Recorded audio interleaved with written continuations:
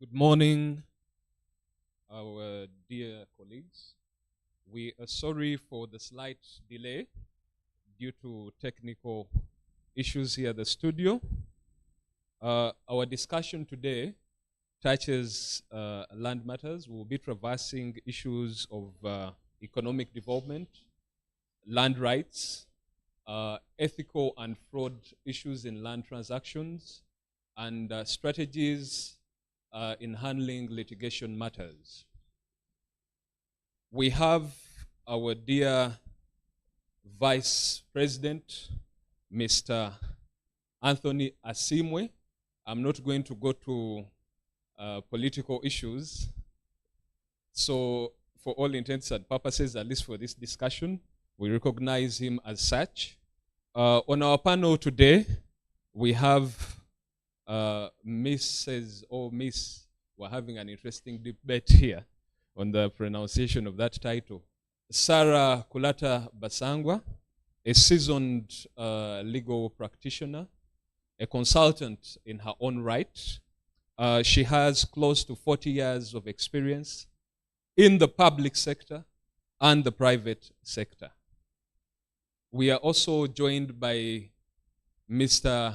Peter Walubidi, the managing partner of KBW.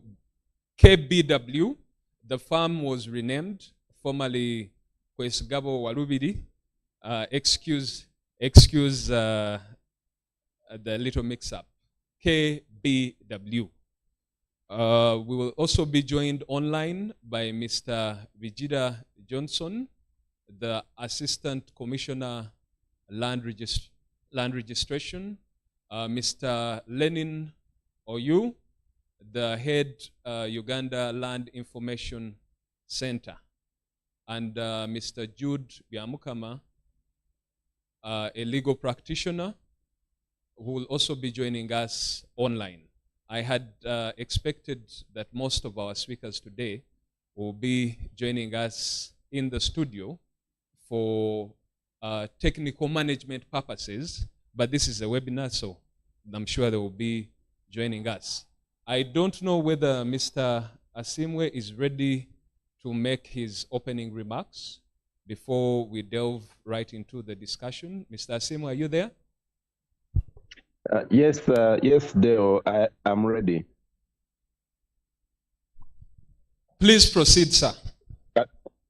All right, thank you very much. I'll first apologize for not being there physically. We're currently attending the ELS events at Munyonyo, and I'm on the move, headed for some meeting, hence the reason I couldn't be there physically. Sorry about that. Nonetheless, let me go ahead and give my opening remarks. Good morning, esteemed colleagues, distinguished speakers, and honored guests. On behalf of the Uganda Law Society, I warmly welcome you to today's continuing legal education session that is themed Advancing Justice in Land Matters, Tackling Development, Litigation, and Digital Transformation. This is a critical conversation that touches on the heart of Uganda's socio-economic progress and the legal profession's role in safeguarding land justice. Our appreciation goes to our distinguished speakers, Ms. Sarah Kulata, Mr. Vijida Johnson, Mr. Jude Byamukama, Mr. Kalimukumtima Deo, Mr. Onyu Lenin Victor, and Mr. Peter Olubidi, who have graciously accepted our invitation to share their expertise. Your commitment to equipping Uganda's legal practitioners with knowledge and practical strategies is invaluable. Today's session is made possible by the generous sponsorship of Mr. Kalimukumtima and company advocates, and we are deeply grateful for their unwavering support in advancing legal education. I also extend our heartfelt gratitude to the Ministry of Lands, Housing, and Urban Development for endorsing this initiative and collaborating with us in the pursuit of justice in land matters. As we gather virtually, let us remind ourselves why this session is critical. Land is more than resource. It is the foundation of identity, security, and economic empowerment for many Ugandans. yet tenure disputes and fraud to the rapid digital transformation of land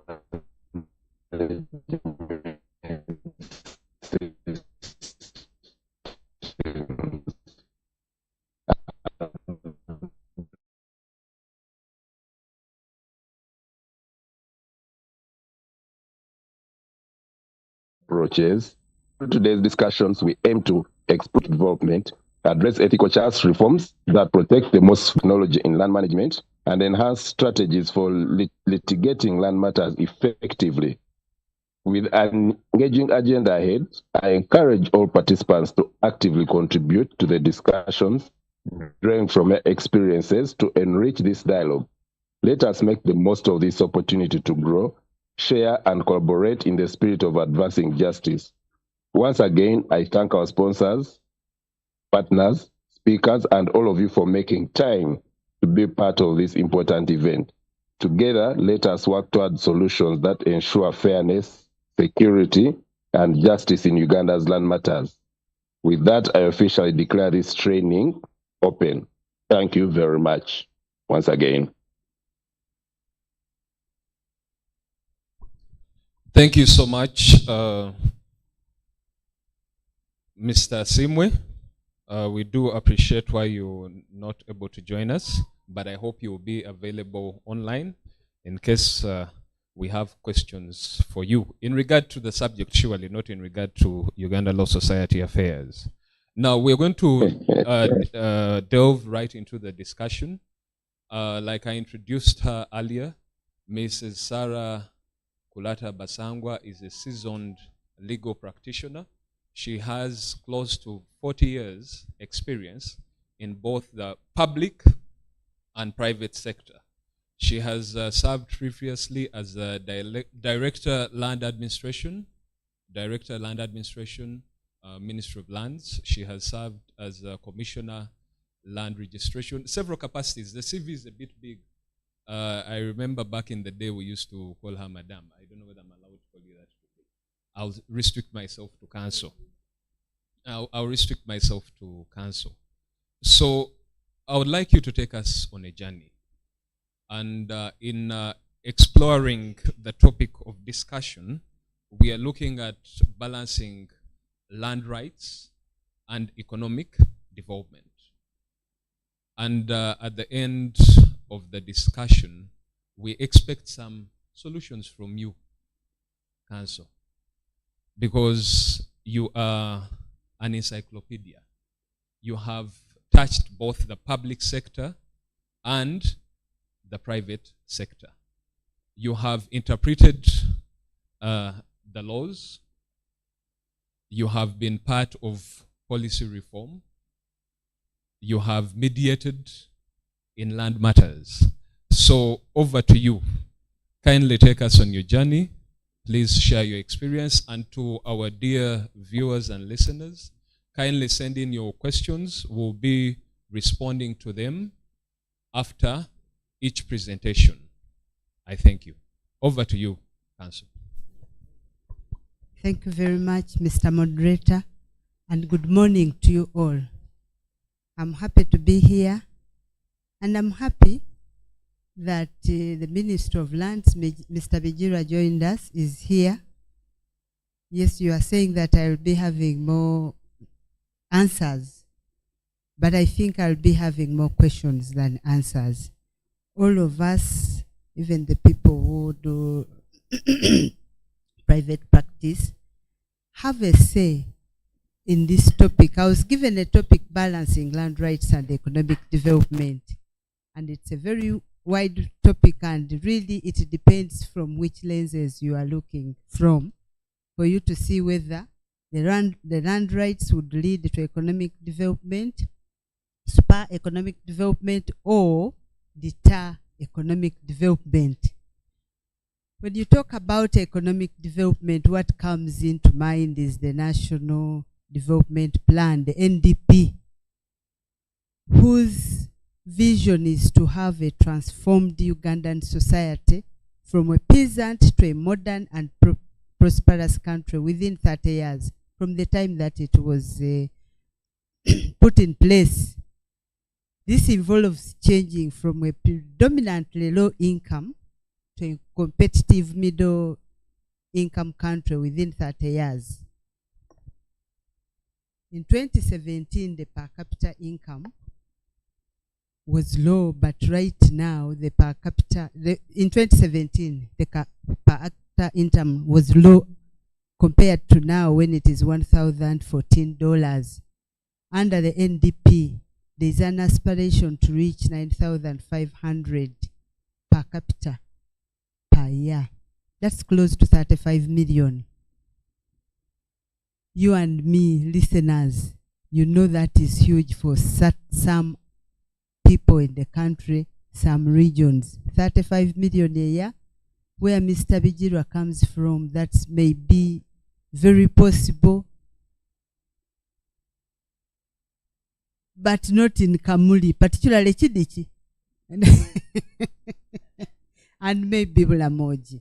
But some families within those areas also can get up to $9,500 per year.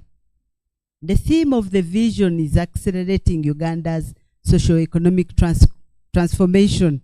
We have a lot to do if we have to achieve that by 2040. There are statements in the NDP. The NDP is a big document. I just picked out some statements which touch on lands. And the first one is currently the land holding in Uganda is characterized by multiple land tenure systems, which we all know. The time they wrote this NDP, they talked about public land, miro land, freehold, leasehold, and customary. And they also noted that there are multiple land rights for the same land holding. At the time of the NDP, writing the NDP, only 20% of the land in Uganda was titled then, leaving 80% under customary tenure. On Friday, I had the minister state. He was in Munyonyo, and I think they are revising the national land policy. He stated that now titled land is at 30%, which by implication means that only 70% is now under customary tenure. Probably by 2040, we shall have moved this 30% probably to 50% and reducing the customary tenure holding. Another statement in the NDP is to ensure that land ownership facilitates development, government needs to roll out a systematic land demarcation and survey the entire country over the vision period. I'm aware that systematic demarcation started way back, I think around 2004, and it is ongoing. And because of the systematic land demarcation, the titled land holding has increased from 20 to 30%. Another statement is that there is need to review the constitution with the view of securing land for development purposes, reduce costs and delays of development projects. You and I know that the moment you touch the constitution for purposes of reforming, reviewing the land laws and policies, you open, for lack of a better word, a can of worms. But inevitably we shall have to go there if we need that per capita income of 9,500 by 2040. There is also a statement that government will undertake policy reforms to ensure that land facilities, land use regulation, and land development are enhanced for economic productivity and commercial competitiveness, for wealth creation and overall socio-economic development in an integrated and sustainable manner. Let me give you a glimpse, a little of what our population is. In 2015, our population was 39.3 million. 2024, going by the latest census results, our population is close to 46 million, 45.955. That is an increase of about 6.6 million in 10 years. What does this mean? The population is increasing very much, and yet the land is finite. It has not increased. On the contrary, it's reducing. Surveyors, Mr. Bijura, you know how surveyors have been putting mark stones in the water. So the land is increasing or reducing? Maybe. This fixed land area is facing an enormous population increase, and this pressure has long-term effects. One of them is the land conflicts. The conflicts have increased so much, and they are likely to increase further. And then more land which has hitherto been under agriculture, forest cover, or fallow is by and large being eaten up by residences. And you also notice that the towns are spreading, and they are spreading in an planned way. There is an urban sprawl all over the country. Years ago, 20 years ago, between Kampala and Entebbe, there used to be farmland, rural land. But now, it's all urban from Kampala and Entebbe. Years ago, between Kampala and Mukono, there used to be rural land. Now there is no rural land there. And towns are eating up the agriculture spaces. The NDP recognizes that land is one of the fundamentals for development. Although they put it at the end, they recognize human resource, transport infrastructure and services, energy, science, technology. Towards the end, there is land. So whether we want it or not, land is one of the major resources that we have to use for economic development. There are various programs which have been used for economic development in the NDP. We started with the Youth Livelihood Program. That was in 2013, targeting the youth and the women. Then we went to Operation Wealth Creation, which was mainly known as Bonna Bagaggawale. I remember when we went to LIDA to sensitize people about Bonna Bagaggawale, they couldn't pronounce Bagaggawale, so they said Bonna Bawale. Emyoga came next, which was a strategy aimed at transforming 68% of households from subsistence to market-oriented production, with the overall objective of promoting job creation and improving household incomes. Right now we have the parish development model. It is operated through SACCOs. It is organizing and delivering public and private sector interventions for wealth creation and employment generations. Each parish is supposed to get a fixed sum of money which is supposed to be used for the benefit, and it is supposed to be a revolving fund. As I said, it is operating through SACCOs. I don't know why they didn't use land as security, but they want membership to SACCOs. And in this parish development model is where we find what the 4-acre model farms.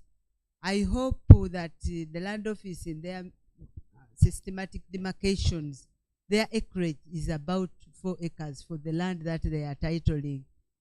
I'm sure few reach 4 acres.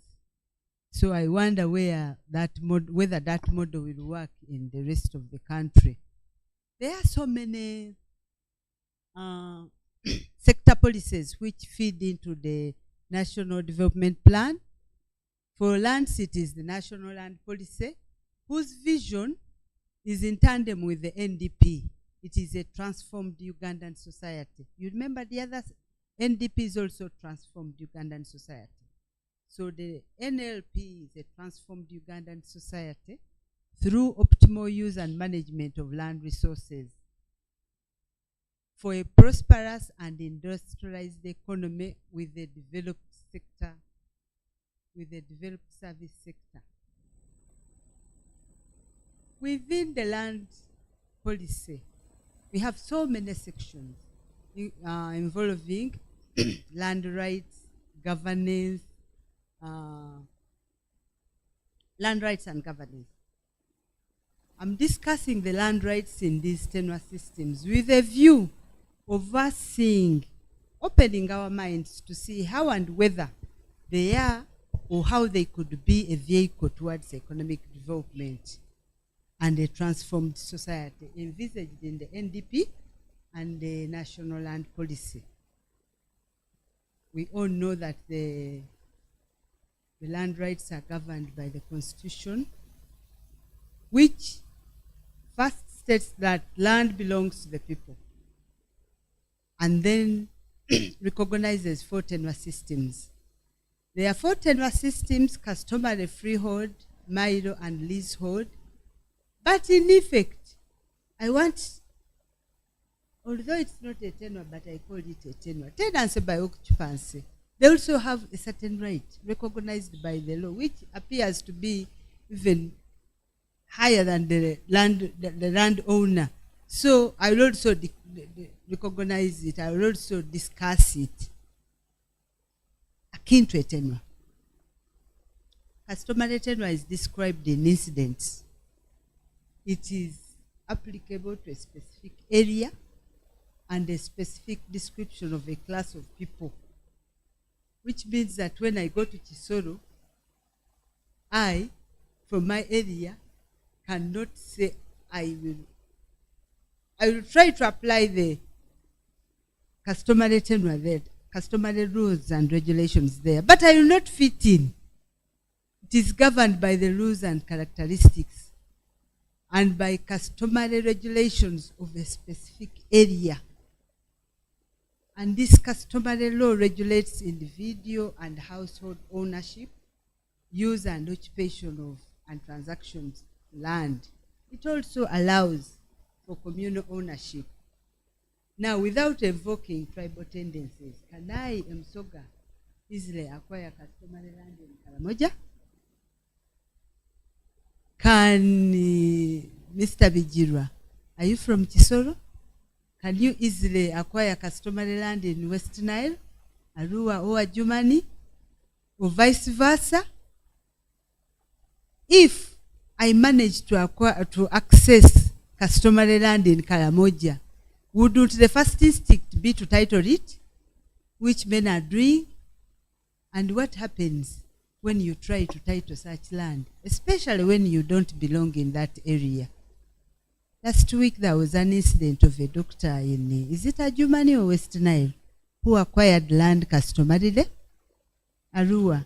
He acquired land customarily and then took a surveyor to survey it for purposes of titling. He was killed. Why? Because even if they, this is my belief, even if he acquired customarily, they want it to remain under customary tenure. They wanted it to remain. So titling it is encircling your tenure and not allowing others to use it, which is the norm in customary tenure. The proponents against customary tenure argue that it is essentially insecure because land is collectively owned and therefore it is impossible to acquire loans from a bank. Studies, on the other hand, have proved that this tenure is very secure for its people. The people who believe in customary tenure and who use it are secure. They say individual tenure makes it very vulnerable to be taken by loan sharks, by banks, and by fraudsters, so they say. About being used as a collateral, they may have a point.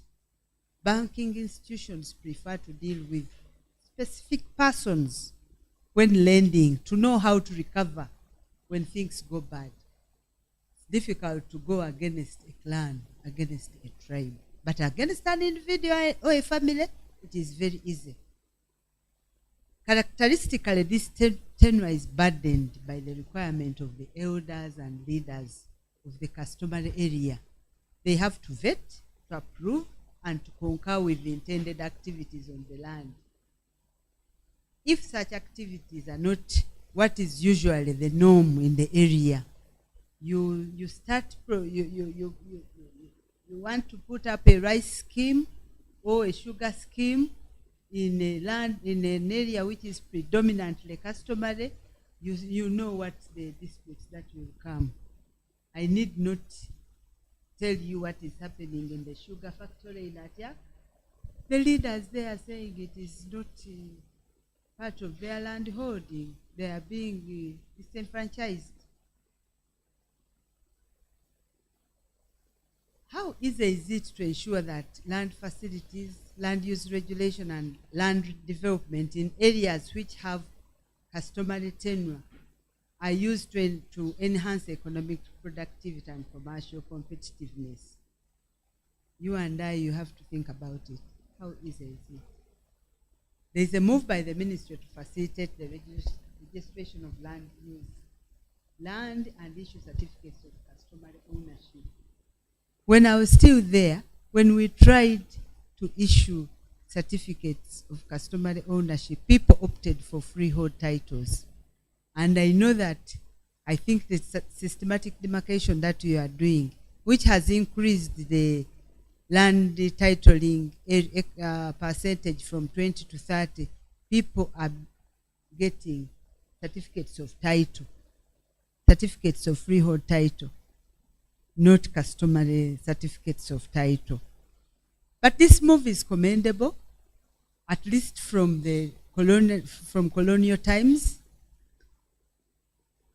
Land titling was moved by the state, and it was done systematically, and that's why we had achieved that 20%. You know, land titling is expensive, especially the survey aspect. But by doing systematic demarcation and enjoying the economies of scale, I know that the ministry charges only 70,000 for a person to get a certificate of title, compared to what would be 5, 10, 15 million, depending on the size of the land. My question is, are these titles at least 4 acres to fit in the 4 model farm, the 4-acre model farm, which is being used to propel economic development? That's a question all of us have to answer. And at death, what happens even if there are 4 acres? At death, the land is divided among all the beneficiaries. And unfortunately, the beneficiaries, many of whom will sell their part, come and buy border, and then the border is stolen or caught by police in 1 week, and then you don't have any resource to use. The Milo tenure. Oh, the other thing about customary tenure, the love of it is that it is owned in perpetuity. So no one can take it away from you. So since it is a tenure in perpetuity, it is one which is easily targetable for purposes of economic development if the customary elders agree. The Milo tenure is also ownership in perpetuity. The main characteristic of it is that one can own a title, the land, but then the developments of the land are owned by another person. It is burdened by tenants who have a legal right as lawful or bona fide occupants, whose interests are historical, emanating from the time that this tenure was created. And when they abolished Milo tenure in 1975, many other people came to occupy this land. Previously, the Chibanja owner under Milo tenure had a fixed area. They couldn't go beyond 9 acres. If one occupied more than 9 acres, my teacher is looking at me. You know, Mr. Walvili was my teacher. When you go beyond 9 acres, you'd be encouraged to buy, to own the Milo land, to become a landlord in your own right. But right now we find a Chibanja owner saying he owns a whole square mile as a tenant. That's impossible. The square mile which belongs to the mile owner is at the same time being claimed by the Chibanja owner.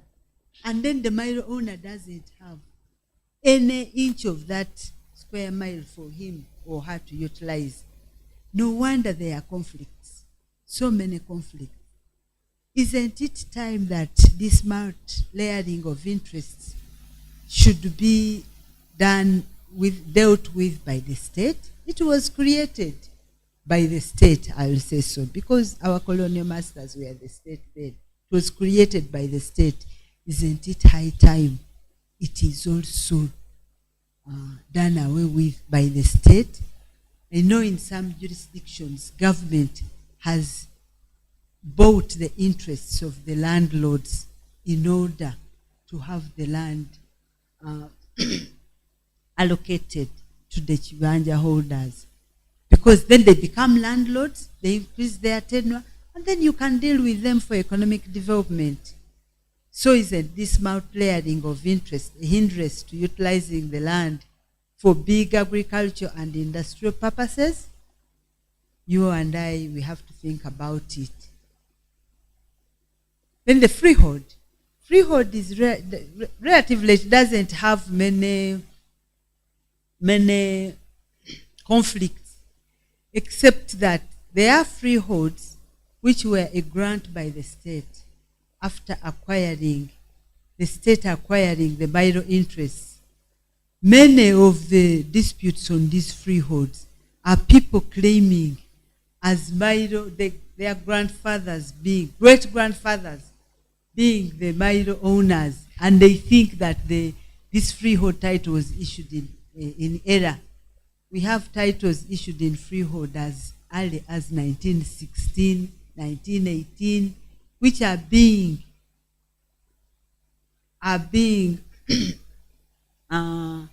middle owners are saying this land initially belonged to them. Minister of Lands, you have to do something about sensitizing people on this.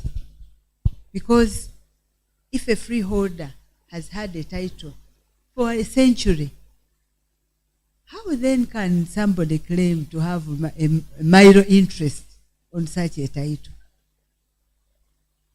We know leasehold, it is for a limited period of time, subject to conditions and covenants. Some of the leaseholds is also burdened with the presence of lawful occupants. Many leases are for 49 years. Is this term conducive for long-term development?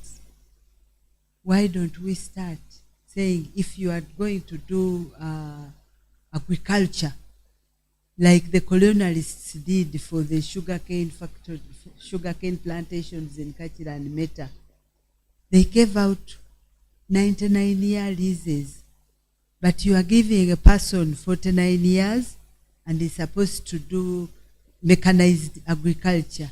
You do a lot of borrowing in equipment, and by 30 years, you are just starting to break even. Maybe 30, 35 years. And in the next 10 years, the lease expires. Why don't we think of 49 years? Or even freehold for these long-term projects, which will propel us to economic development. I told you that lawful and bona fide occupants, although they are not a tenure in itself, but they are declared, these people are declared to be a tenant by occupants by law. They are required to pay an annual rent to the registered landowner as determined by the district land board and approved by the minister. They are entitled to a certificate of occupancy. They have a security of tenure, irrespective of whether they have a certificate of occupancy. Now, these people, there has been a project in Mityana where the certificates of occupancy, COOs, were issued. And under the law, the COO is supposed to be registered on the title as an encumbrance of the landlord. But it's becoming a problem because once a person goes to search on a title of a landlord and sees a caveat That's the end. They don't want to deal with that title. And yet both transactions are supposed to go on. The landlord is supposed to use the land, borrow, transfer, with the interest of the tenant. The tenant, on the other hand, requires the consent of the landlord. So, what happens when this tenant's COO is registered? A COO for 1 acre is registered on the landlord's title of a square mile. It is a big encumbrance. We have other interests. You all know that women, children, and persons with disabilities are protected. So this is a right affecting all the four tenure systems. And then the right of a spouse is also a right affecting the tenure systems. No transactions can be undertaken without the consent of the spouse. Somebody is going to talk about fraud in land. The person going to talk about fraud in land should talk about the fraud which is being done by people claiming to be spouses, by husbands bringing in other spouses for consent. Not wives. They pick somebody on the street to be a spouse, and then with the view that this loan will go bad and that the bank can't recover. This is an expense to all of us, because the cost of borrowing comes back to all of us. So that one should be, it is something we should look at also. In ensuring these land rights, to ensure that these people have documents of ownership which can be used to borrow and develop the land, we have the land management institutions which facilitate the recording of these rights and the issuing of certificates of ownership. Those are titles, certificates of customary ownership, and certificates of occupancy. So we have the Uganda Land Commission. I will not talk a lot about Uganda Land Commission because it deals with government land. But we have the district land boards.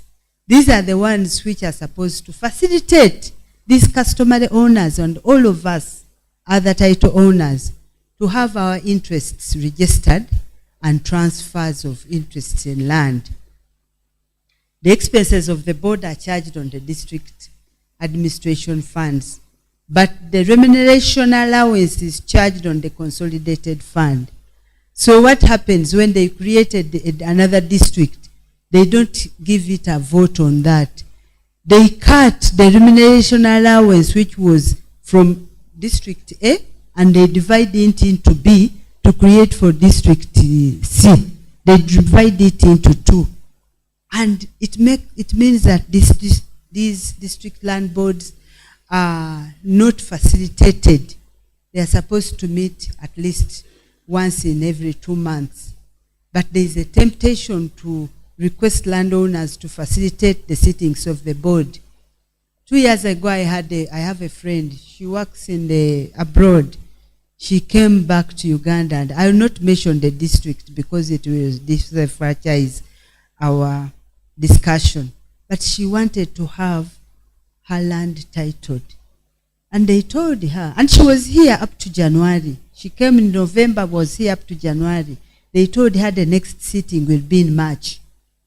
And if you want us to sit, you facilitate the district board meeting, the district land board meeting.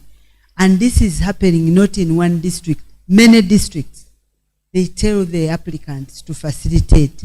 I told her then that if you find that they have considered the 10 items on the agenda, then let the 10 all facilitate the board, not one person.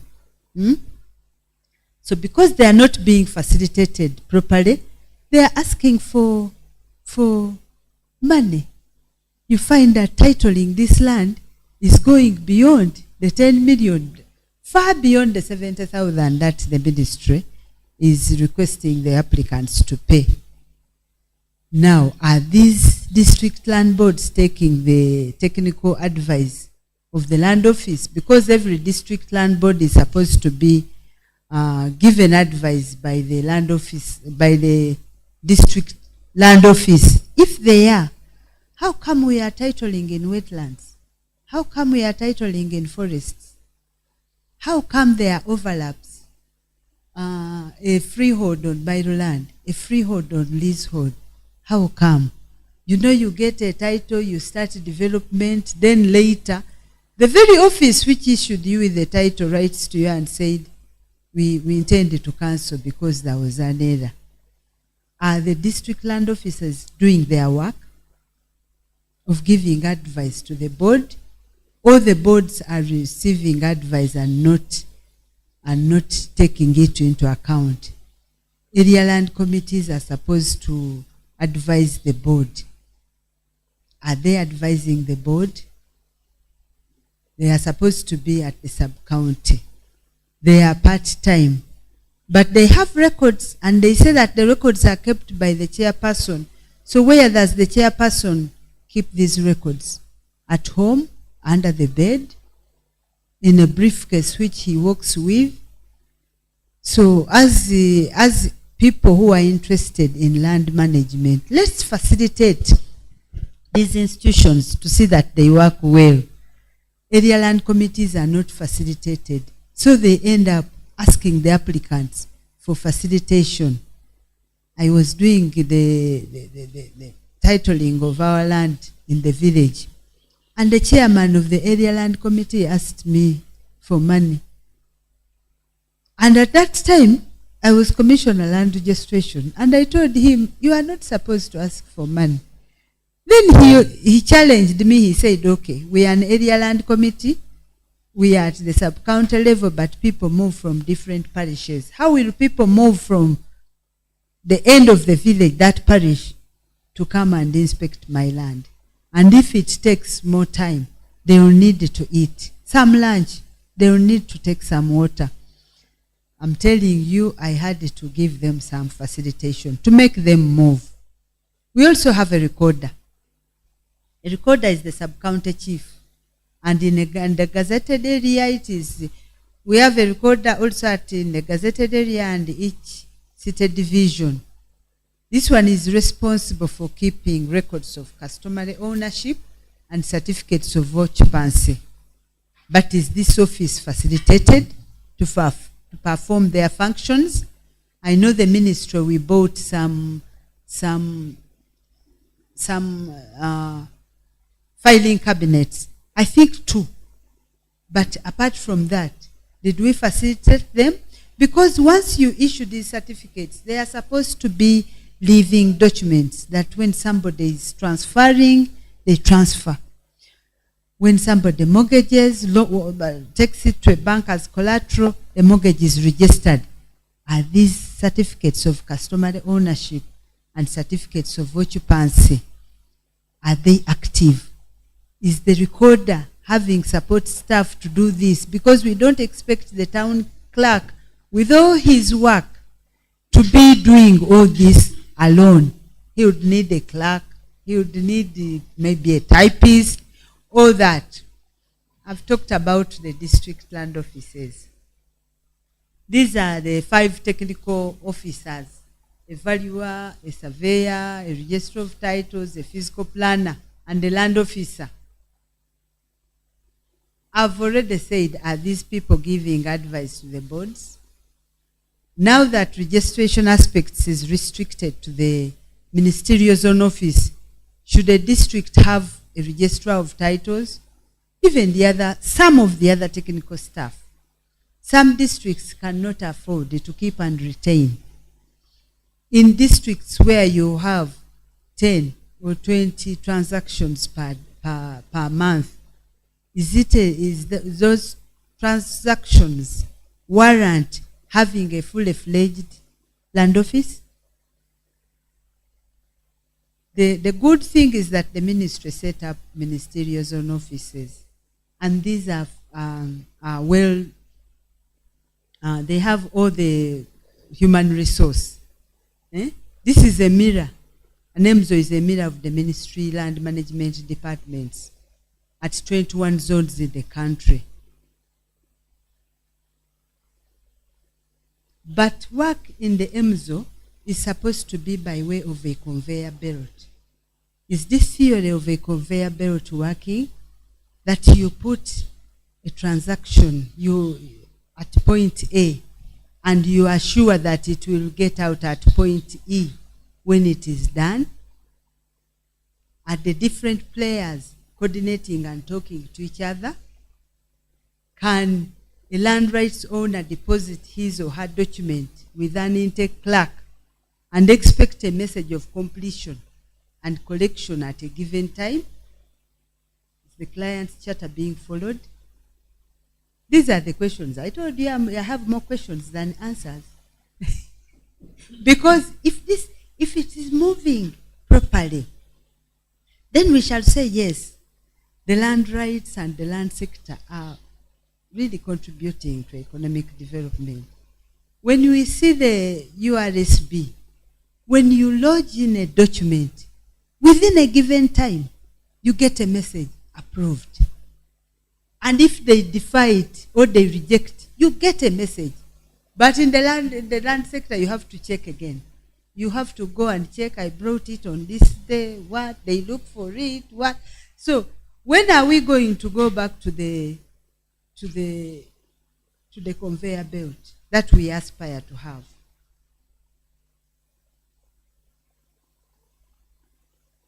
Why don't we have a conveyor belt method from the Area Land Committee to the board, with the technical guidance from the District Land Office to the EMZO, and then to title issued, that a person should make an application and submit it in Kasozi, in Busede.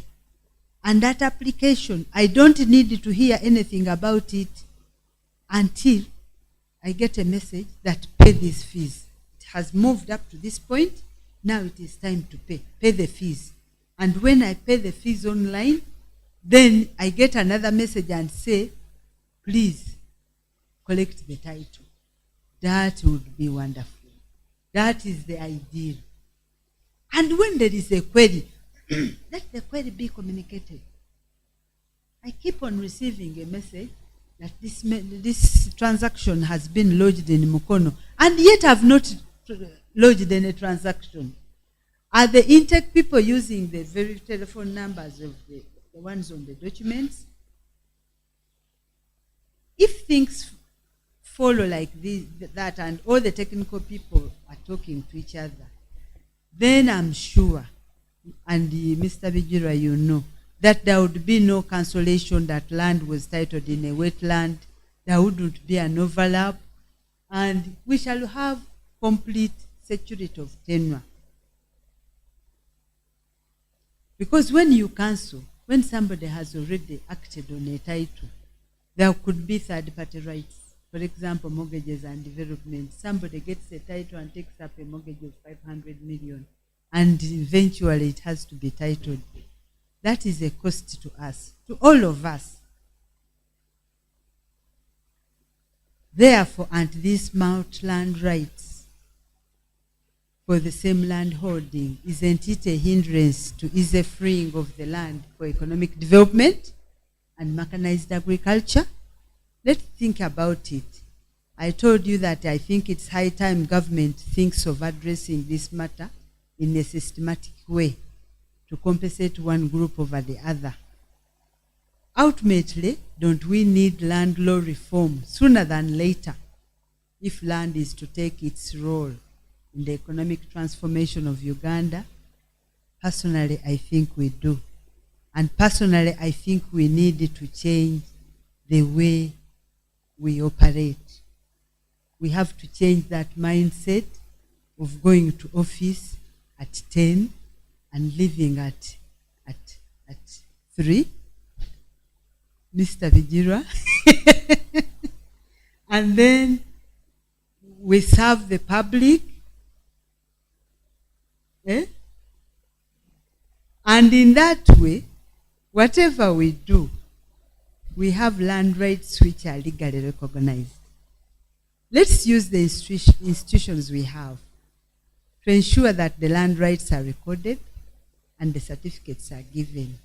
In that way, for the present, the documents of ownership will contribute to security of tenure, spur developments on the land, and contribute to the economic development of the country. I thank you for listening to me. Thank you so much, Sarah. Indeed, it was a journey. You have touched issues of sustainability. You have touched issues of gender equity and equality. You have touched issues of protected areas. Today, you cannot talk about business without talking about the issue of sustainability. You did touch the aspect of population growth. I'm not going to go into that debate of Ubos. I don't know whether we are 50, 100 million, but what I can tell you is that in 1900, I was not there, but we had 2 million Ugandans. In 1962, we had 8 million. Now, plus or minus, we should be well over 45 million. Uganda has very high fertility rates. I commend you, Ugandans. You're doing an exceptional job. According to the recent statistics, we have basic average 4.5 to 5 heads per household. Now, the land, you ably said, the land mass is not increasing. It is actually reducing. That means there is urgent need for sustainability. There is urgent need for sustainable practices. I like the bit that you touched of surveyors putting markstones in lakes. I think it has happened. They are not reclaiming. It has happened on Lake Victoria. It has happened on Lake Wamala. This is very unfortunate. As we invite questions, we hope that you can give us answers to some of the questions that you're putting to us. Mr. Vijida Johnson, thank you for joining us. Mr. Vijida Johnson is the Assistant Commissioner, Land Registration. We all have questions for you, sir, but it is not your time yet. Enjoy your water and coffee. We'll get to you. You are in the privileged position today of representing government. The two other panelists that we have here, Mr. Peter Walubiri has had the privilege of working in the government also. And surely Sarah Kulata also had the opportunity. Now she's in the gallery with us. You've been able to experience both perspectives. But would like to hear some proposals. It is not enough to pose these questions because you come with a wealth of experience. We will surely want to hear some proposals from you. Maybe a few questions that we have received so far. You talked about the role of Uganda Land Commission briefly. You talked about Uganda Land Commission and the district land boards. There has been a challenge, and this has led to land conflict. The dual mandate of Uganda Land Commission and district land boards. I would like you to shed more light on whether indeed there is a dual mandate and to what extent, and how can this mandate be managed to reduce land conflict? Because surely, like you ably submitted, land conflict to a great extent affects economic development. You also talked about the conveyor belt. I know Mr. Lenin Victor will be joining us and he will talk about the land information system. We believe that with the digitization now, the conveyor belt should be a lot easier. So we would like to hear from you, Sarah, since you have been there, by way of a proposal on how this can be actualized. Fortunately, the technocrats are either online or here. They will be listening to you on how we can streamline this. Now, actualization of the National Development Plan. Unfortunately, in many developing countries, and not just Uganda, we have these wonderful plans, policies, laws that just remain on paper. You did not frame the National Development Plan. But in your opinion, and as far as the land sector is concerned, to what extent have we actualized the position of the National Development Plan? Only 30% of Uganda is titled. I'm sure Mr. Vijira will help us understand why and where we are headed to next. Because surely, to achieve economic development, we can do a lot better. And now with the digitization, we have had, I believe, close to 12 years. We can do much better. You did touch the issue, the contentious issue. I call it contentious, the issue of Bibanja. Landlord vis-a-vis squatter or Bibanja. Would like a proposal from you. You ably submitted on Milo tenure what it is. You touched tenancy by occupancy. It creates an equitable interest. That is very fine, but would like to get a proposal from you. Now, to our viewers and listeners online, would like to receive some questions, additional questions from you before we proceed to our next speaker who's already with us. Studio, kindly share the screen if there are any questions.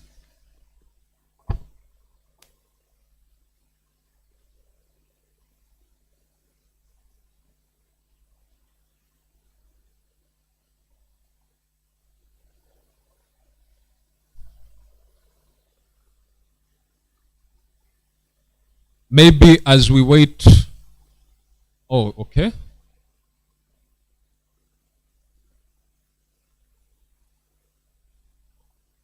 About the, unfortunately, I'm not seeing questions, but about the wait up. The wait up was not intended.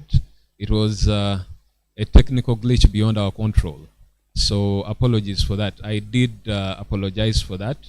But I would encourage you, Mr. Cheyune, to follow the discussion. I believe we have been proceeding to close to an hour. So I believe we are well beyond the delay. We are now deep into the discussion. If you could kindly share your questions. If we don't have any, Sarah, back to you. I did share some questions and also requested you to share some proposals. You raised about 10 interesting questions in your presentation. Welcome back. Thank you. Thank you, Mr. Moderator. When I was starting, I said I have more questions than answers. And I think all of us, with our brains together, I know we can get answers. We visited the Ireland and Scotland, which have multi-layered rights on land, and we saw the government deliberate move to buy the interests of the landlords, and then they then planned the land and allocated it to the occupants. The occupants who initially were tenants, equivalent of our tenants by occupancy, became landlords. We could do that way. We could do that way in such a way thematically. We have the land fund. Can the land fund be used in a systematic way so that we know that we have finished one area and then we go to the other than this haphazard way? Yes, that is one way of freeing the land. You talked about Uganda Land Commission and the district land boards. Yes, Uganda Land Commission has its own role. It is only operating on government land which is vested in or acquired by government. It is unfortunate that the ministry, I will call it the ministry, and the the technical officers are not guiding these controlling authorities to advise them on who is the owner or the controller of which land. Because if they would go by the information they have information on the cadastre, and that information is very rich in informing us who the owner of a particular land is, whether it is government land or whether it is customary land, whether the land is titled or not, whether the land belongs to any person or authority. I'm sure if this is coordinated very well, that conflict of interest on land of the Ugandan Commission being allocated by the board and vice versa would not happen. It would not happen. But I'm sure some of what I have raised will be discussed better after we've heard from the other presenters. So I'm requesting that we wait. I intend to attend up to the end, because I want to know, after the other presenters, I'm sure most of the questions that I've answered, that I've asked, we shall have an answer by the discussions that follow. Thank you. Thank you so much, Sarah. Maybe before you take leave, you talked about multi-layering of interests. In 1975, with the Land Reform Decree, we had certain reforms that actually did away with this multi-layering. What, in your opinion, what lessons can we draw from the 1975, excuse me, the 1975 Land Reform Decree, and how can we apply these today? We may not import the whole decree in the strict sense, but what lessons can we pick from there? Then secondly, government has taken some steps to protect land rights, also it says. But in your opinion, is government doing enough to protect land rights or property rights? Because without property rights, you surely cannot have economic development. If you could kindly respond to the two questions, then we'll move to Mr. Vijira Johnson, the Assistant Commissioner, Land Registration, after which we'll have a short break. I will request our viewers and listeners to send in all their questions. Fortunately, all our panelists have committed to keeping here until the very end. Maybe we have two more right over the screen. Eviction of Bibanja claimants has become impossible even with court orders. Can we have a compulsory policy on the occupants of land buying their interest from landlords? Secondly, consent to transaction is withheld by landlords on Bibanja claimants. Can we have a neutral body like the decoder to allow consent other than landlords? Thank you so much, Advocate Mujurizi, for that question. Then we have a question from Lydia. In implementing the National Development Plan, government needs land for public use. What is the working practice policy on compulsory acquisition of land to ensure justice and adequate compensation to landowners? Now, these questions can be responded to by any of the panelists, but for now, over to you, Sarah.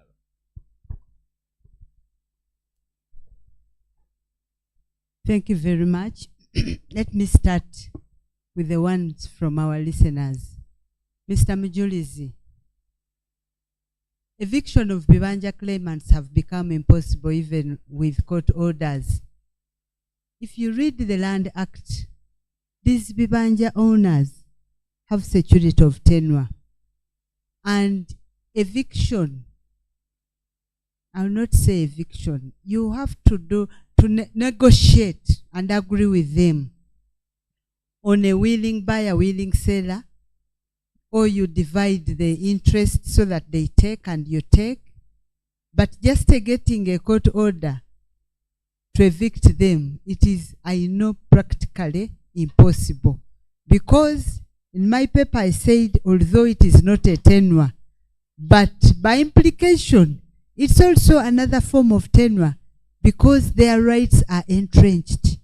They are entrenched in the law, right from the Constitution, which provides for lawful and bona fide, and then the Land Act, which describes their tenure very well and gives them rights over the landlords.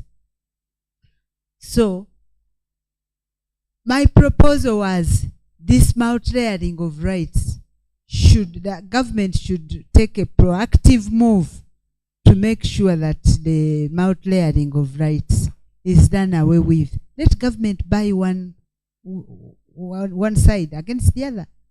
And the easiest person to deal with is the landlord. You compensate the landlord for the value of the land and allocate this land to the tenants. Because, or if the tenants want to be compensated, let them be compensated by the government and they go away. Because this land must be freed for purposes of economic development. Lydia Chidide, you talk about implementing the National Development Plan. Government needs land for public use. When I was concluding, I stated that we need to do land reform in order to address this. It was proposed, and what came out from the from the population was that only land for public use, that is infrastructure development, should be acquired under compulsory acquisition, not land for these other developments. Because otherwise,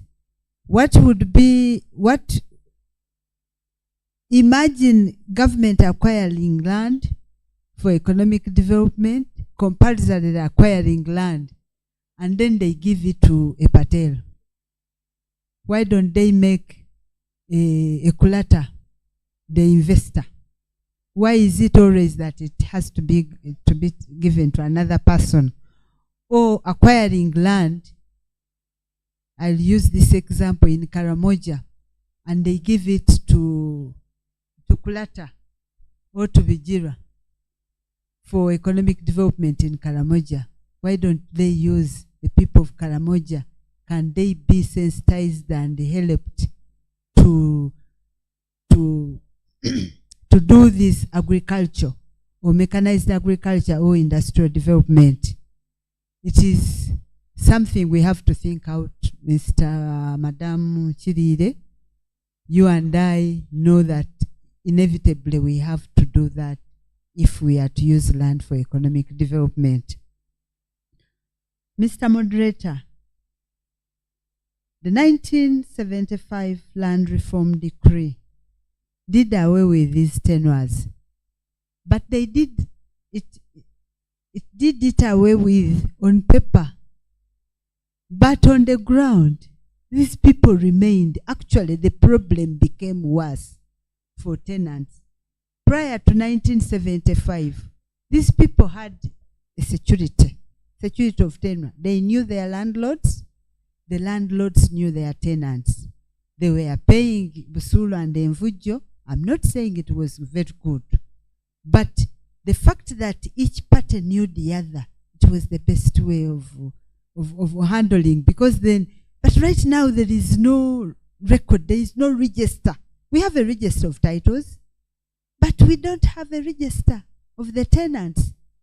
I heard the minister make a statement about 2 weeks ago that the landlords should start registering the tenants on their land, which is good.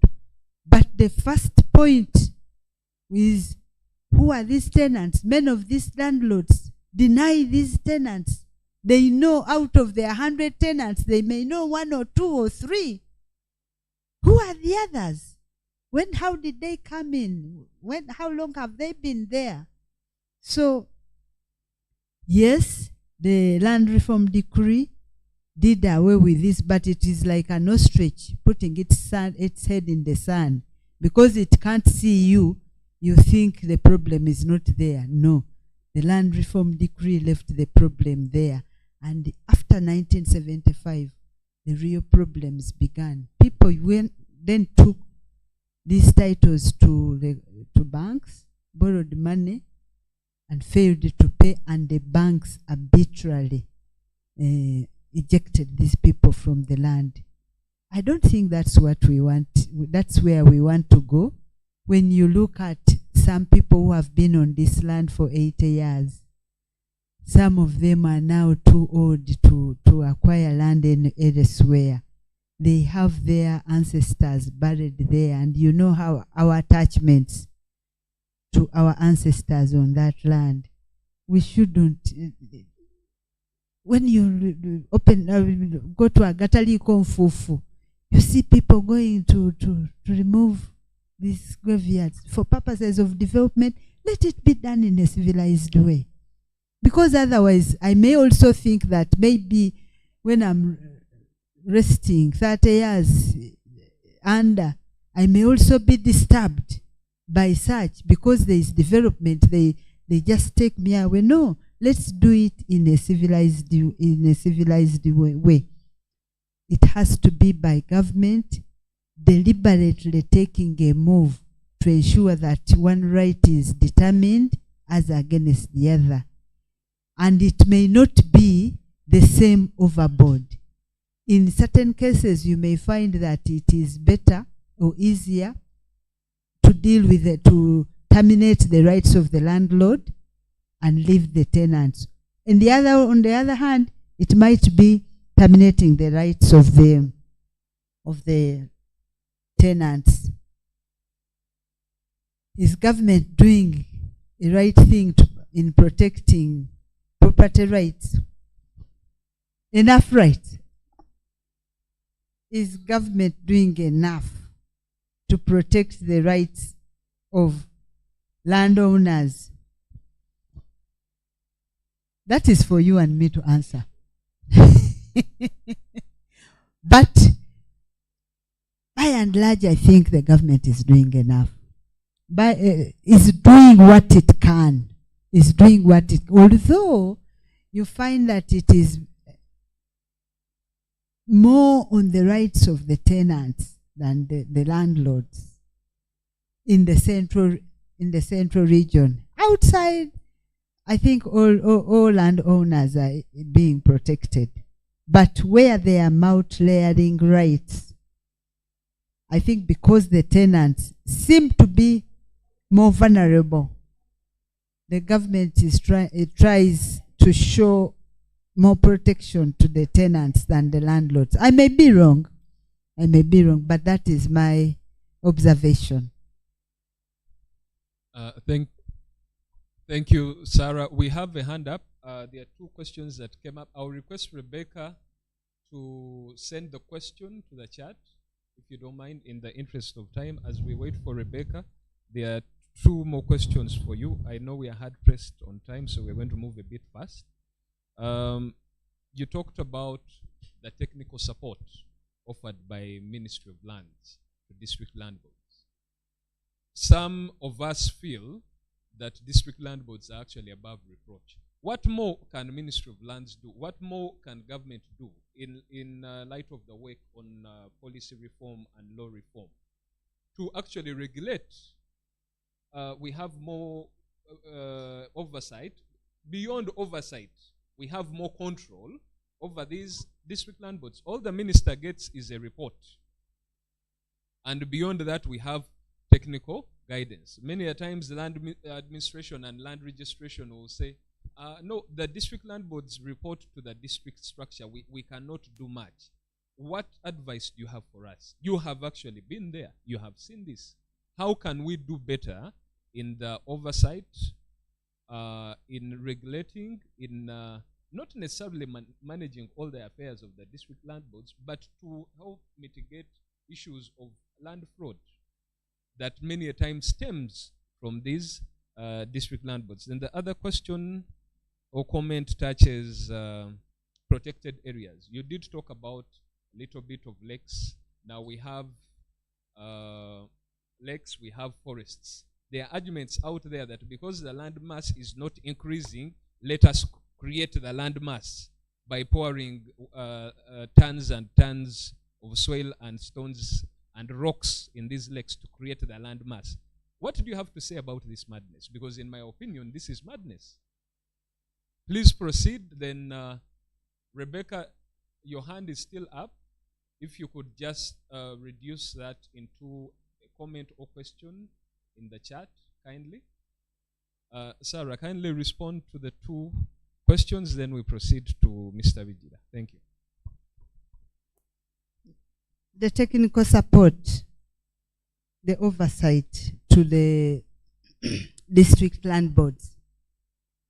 Years ago, when I joined, before any transaction could be approved by the Land Commission, then we had one organ, the Uganda Land Commission. It had to pass through the technical officers, all the technical officers, before approval to the board, before approval to the commission. And the first person to look at the application would be the land officer, to give guidance on whether the land is available and free for allocation or leasing to any person or authority. Right now, I think it's the other way around. It comes from the board to the technical officers, which is wrong. It should come from the technical officers to the board, because the technical officer would be able to give a comment that this land is in a wetland, that this land is already titled, that this land has tenants, that this land is government land, or that this land, the controlling authority is Uganda Land Commission. And from the technical, from the land officer, it should be to the physical planner to see that the application is for residential. But we need a residence which is 5 stories high, 8 stories high, not a 50 by 100. So that by the time the district land board approves this application, it has gone through that technical guidance and oversight. I'm sure, I'm not very sure whether this is being followed, but I think it is the other way around. It comes from the district land board and comes to the technical officers. And at that point in time, there is pressure. I know there is pressure. There is this politician. There is this so-and-so, a son of so-and-so, a daughter of so-and-so. This land must be given to this person. And the board has already approved.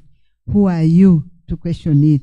Whereas if you give earlier, the board would make an informed decision in approving and not approving. Protected areas. I wish these areas could be mapped and, should I say colored? I don't know. Mapped on the map, on the cadastre, so that whenever any person is trying to insert a plot there, it doesn't go. It doesn't. You know, there are times when you do something and in URSB, and they tell you it can't move forward because this one is lacking. This one is not there. So We should have applications which can't move forward because they are in a protected area, because they are in a land which is already titled. If we manipulate the land information system, when I say manipulate, I'm not saying manipulating it for fraud or what. I'm saying to ensure that all these fraud and are dealt with. It can't move as long as it is in a protected area.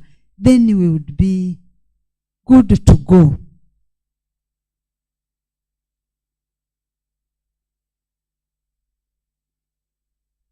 There is no way landlords can register encroachers evicted by court and orders trusted by government through the RDCs. What should be done to respect court orders and ensure smooth registration of lawful occupants? Mr. Serianzi, that's for you and me to think about, and all of us. How should landlords should be proactive in knowing their tenants.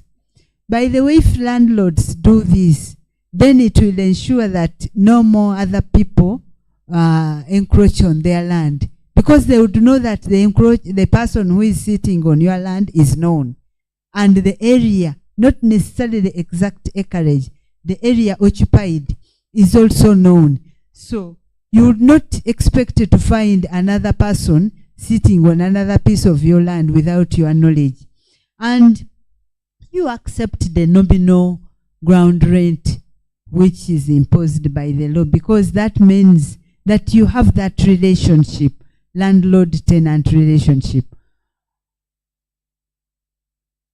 I think some of the questions are comments which are for us to think about.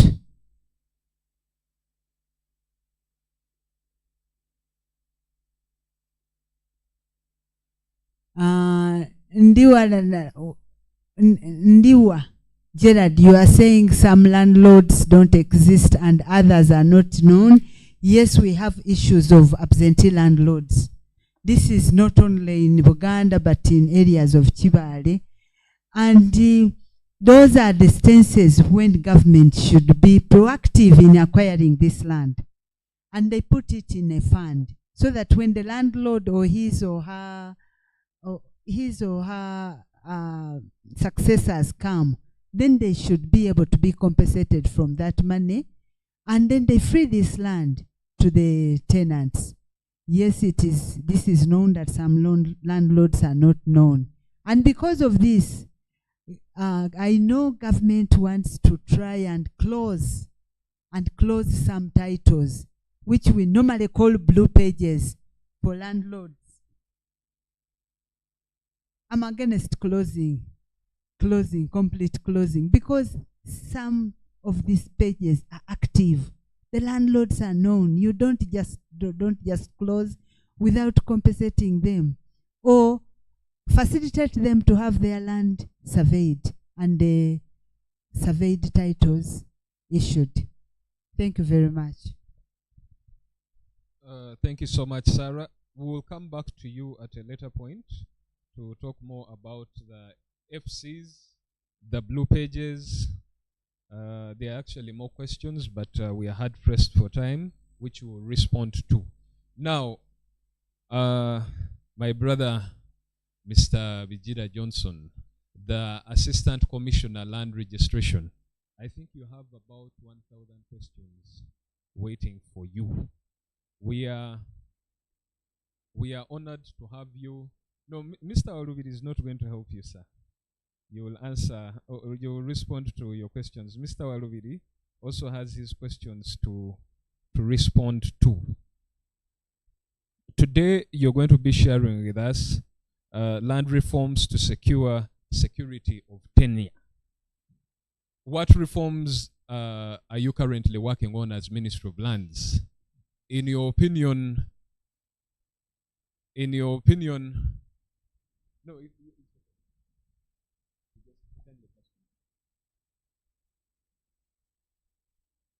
You're most welcome, Mr. Vijira Johnson. Mr. Vijira Johnson is the Assistant Commissioner Land Registration. He's going to be discussing the land reforms that Ministry of Lands has in place or is currently working on, and how these are tailored to ensure or secure security of tenure.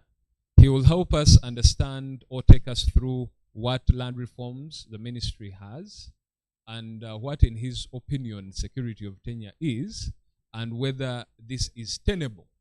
Over to you, sir. Like I said, you have several questions, and we want to be as fast as possible. So kindly take us on your journey. I thank you.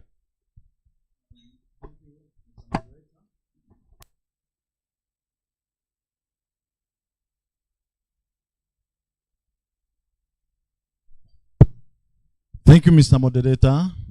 Thank you, colleagues from Uganda Law Society, both viewing and listening online. On behalf of the ministry and on behalf of the Department of Land Registration, we are grateful to have been offered this opportunity to share with the members of the fraternity and the public at large. And we pledge that whenever called upon, we shall always avail ourselves to share. Colleagues, we are supposed to be displaying this presentation, but I'm advised that they'll do it later. And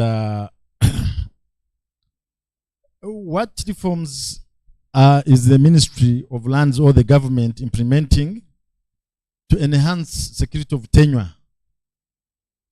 Several reforms have been undertaken, but I will stick to the major ones, basically those aiming at the enhancing of the security of tenure and unlocking this land for investment, the potential of unlocking the land for use and investment.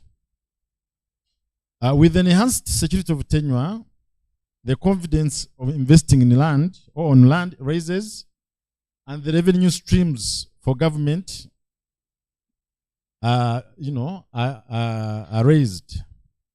So the ministry has undertaken several reforms, and these were in the areas of land computerization or computerization of land administration processes. We have been in the process of reviewing the relevant land laws, training of land-related institutions. These include area land committees, district land boards, traditional institutions. All those partners, we have been engaged in training them. Then we have also been engaged in the deliberate increase of coverage of land registration. So in the area of land, computerization of land administration, this is a journey from the manual records to the computerization of these records or processes. Colleagues, from the 1900 to 1902 onwards, the government has been running manual land administration systems until, I think, 2013. Of course, the process of computerizing or capturing these documents in a digital form started before 2013 with different project proposals. But really, the rollout of that process began in 2013 with the opening, if many of you could remember, of the 6 pilot MZOs, where we were testing the digitized information, although it was not 100%, but the first rollout was in 2013, starting with the 6 key major MZOs or ministerial zonal offices. And this, we did it with a partnership of the World Bank under the project codenamed Competitive and Enterprise Development, or CEDEP, which was championing. This was a project of the World Bank, no, the project of the ministry under funding of the World Bank. So has been going on in phases. So what was this process all about? It really captured the different sectors of the land administration processes, and allow me begin with the survey sector. Before the computerization or the digitization of these records, particularly in the survey sector, the technology for survey was so poor. We used to use we were relying on utilizing plain tables and basic traditional equipments which were prone to abuse. The accuracy of these tables, the marginal errors were so wide.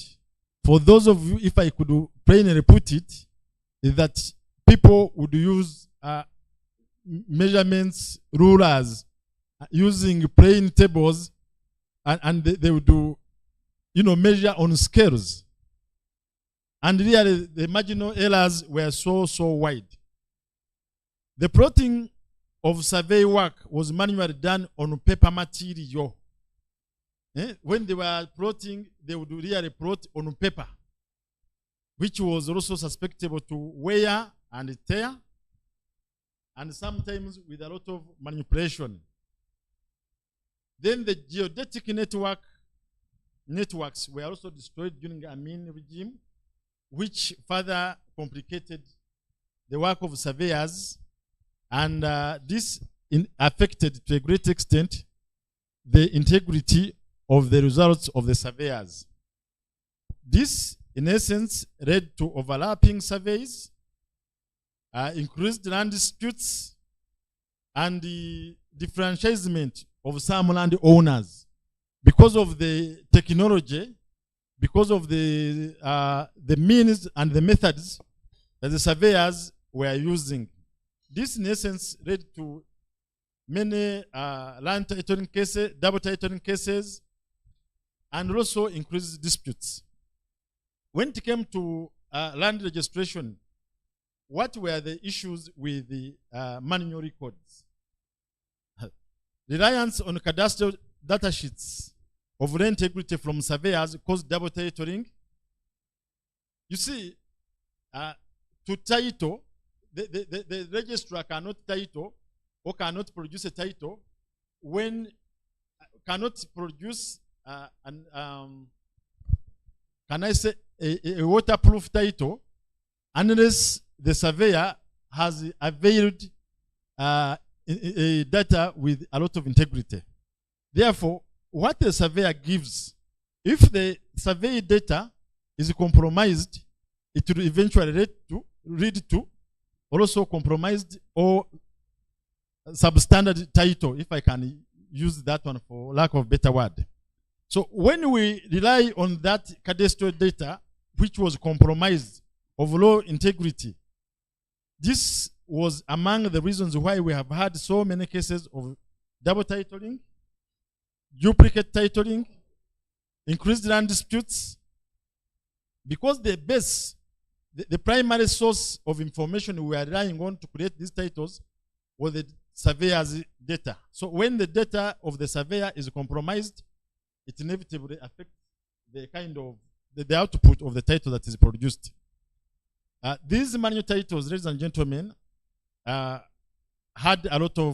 to a lot of marriage practices, that if one wanted to marry somebody and carried away this information, they had the paper information, it meant that that land record was also lost.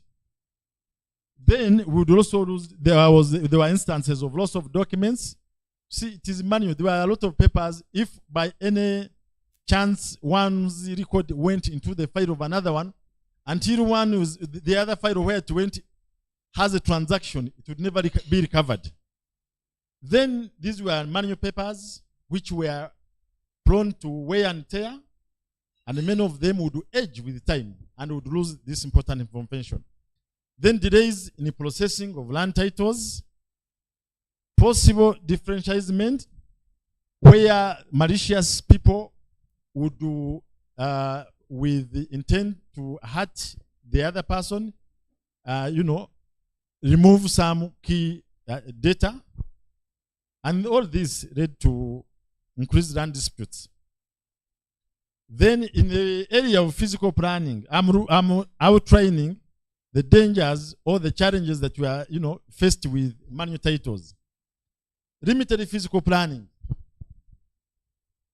It was hard to implement physical planning. And if you have realized that because of this manual information or manual way of doing work, many of our towns grow into small slums. For those of you who come from the Masaka Road, if you are entering towards Nsanja and look at that hill, it is one big slum. Wakiso, Nansana, one Namongo. Namongo was planned, yes, but it was a slum which was planned, and when it was planned, it became an urbanized area. Mukono. So it's basing on this manual information. It was hard to implement the physical plans, and the planners were doing the work in a way they deemed. Then we had the outdated structural plans. There are a few people who are lucky to have urbanized, well-structured, planned areas, Kololo, Nakasero, a few of them. But others could not benefit from that. Then weak legislation for planning is also another thing we have had to face with. Then before the computerization, there was lack of base maps and orthophotos as data sets of physical planning. It was hard. Even the planner, the planner would do imaginary work. And what one planner did could not be viewed by another planner to input in the work of the previous planner. Then lack of protection of restricted areas. For those of you who have had a chance to look at the cadastral sheets, many of the cadastral sheets had these restricted areas shaded differently. But, it was also now playing in the hands of the planners to rub off and issue DD plans, and also surveyors and planners to issue DD plans. And unless the registrar would have access to these DD plans before, it was hard to detect that some of the areas which are being titled are restricted or eco-sensitive areas. Then the land administration department, we had a lot of manipulation of offers and minutes leading to differentiation. There was not, we have not been having an easy way of checking the work of land administrators from the district land boards. So whatever they would give us, we would take it as a gospel truth until we discovered otherwise. Then unclear processes by land administration committee and district land boards. These were the challenges we are facing. Manual valuation and losing of revenue by government. Operating manual records, manual systems was giving the valuers the leeway to set anything they wanted, and as a result, government was losing a lot of revenues. So what are the advantages, ladies and gentlemen, of this computerization? Because we talked about reforms, and I'm saying that this computerization is one key or major reform that the government or the ministry has undertaken. I have been giving you the ills that we have been facing. Now, what are the advantages?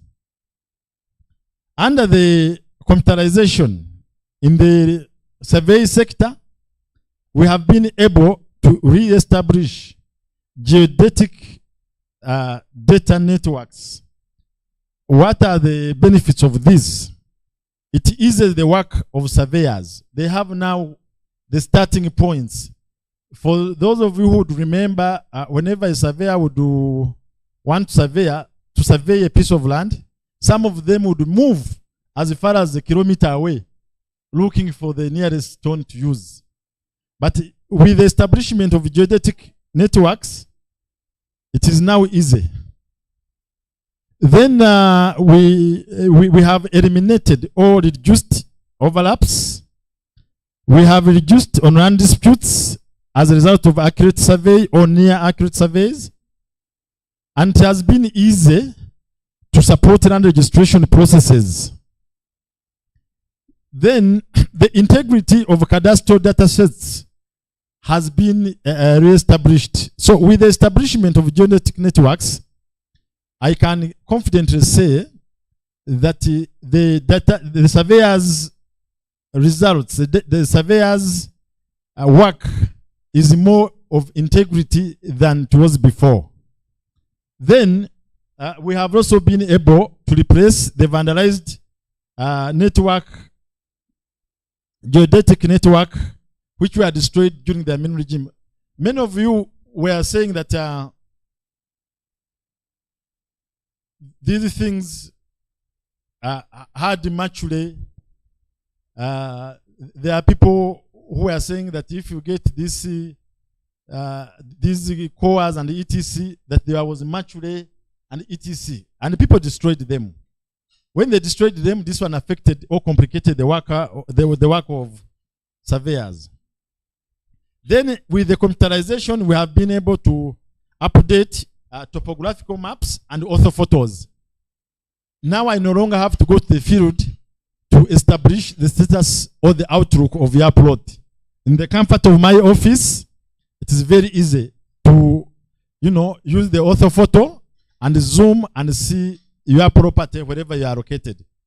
This has helped the physical planners in doing their work. It has also helped us to map out, to establish and map out restricted or eco-sensitive areas. These are wetlands, forest reserves, road networks, and etc. But also it has helped us to easily supervise or ensure compliance of the surveyor's works. I want to assure you or remind you that survey is a private function. So normally when you want to survey, you use the services of private surveyors. So when they bring their coordinates, with the establishment of these geodetic networks, it is easy for the ministry now to check the compliance of these survey works. Then with the computerization in survey again, we have been able to adopt systematic land adjudication and certification. Colleagues, I want to report to you that under this project called SLAC, or the program called SLAC, which is a workflow where we can now do mass titling. We are now able in a day under this SLAC project or program to produce over 1,000 titles at a go. And with this, we hope that we are going to increase the coverage of land titling, title producing. Then the surveyors will also be provided with better data. Then this one also will strengthen land tenure security. So, SLAC, we have developed a workflow where we can produce, in fact, about 10,000 titles per day at the same time. Then computer-aided cartography and automated plots. We are no longer depending on the cartographers to allocate plots numbers. Now, when they enter the data, the system automatically allocates plot numbers. We are no longer at the mercy of the plot of the cartographers to give us plot numbers. And what was the effect of that? Previously, people would manipulate plot numbers. But now with this automatic allocation of plot numbers, we can no longer have more than one plot number for the same parcel of land. So it is a plot number is limited to one parcel. And this one has helped us to eliminate overlaps and duplicating of titles. Then it has also helped us with the computerization to protect the eco-sensitive areas. We have now a layer for roads. Yes, you can no longer create a title on those roads, which are national roads and mapped in the forest reserves. So all the bad things that have been happening with the era of computerization, we are closing the gaps. It is no longer possible for people to allocate plots in wetlands, in lakes. As the moderator was saying that we have created titles in Lake Victoria and in Lake Wamala. With this reform of computerization, we can now detect, because we have created a layer, a red layer, it gives an alert that if you plot your coordinates within the lake, and I'm trying to input them on National Cadastre, it props up showing that this is a restricted area. Then in a land registration, I have again said that we can do massive titling under this SRAC projects, and in one day we can produce close to 1,000 titles. Then we have also increased the land registration coverage. I want to report to Mr. Walubiri and Madam Sarah, the pioneers in land registration, that in the last 10 years, from 2013 to end of this year actually, we are supposed to produce 1 million titles under this SRAC project.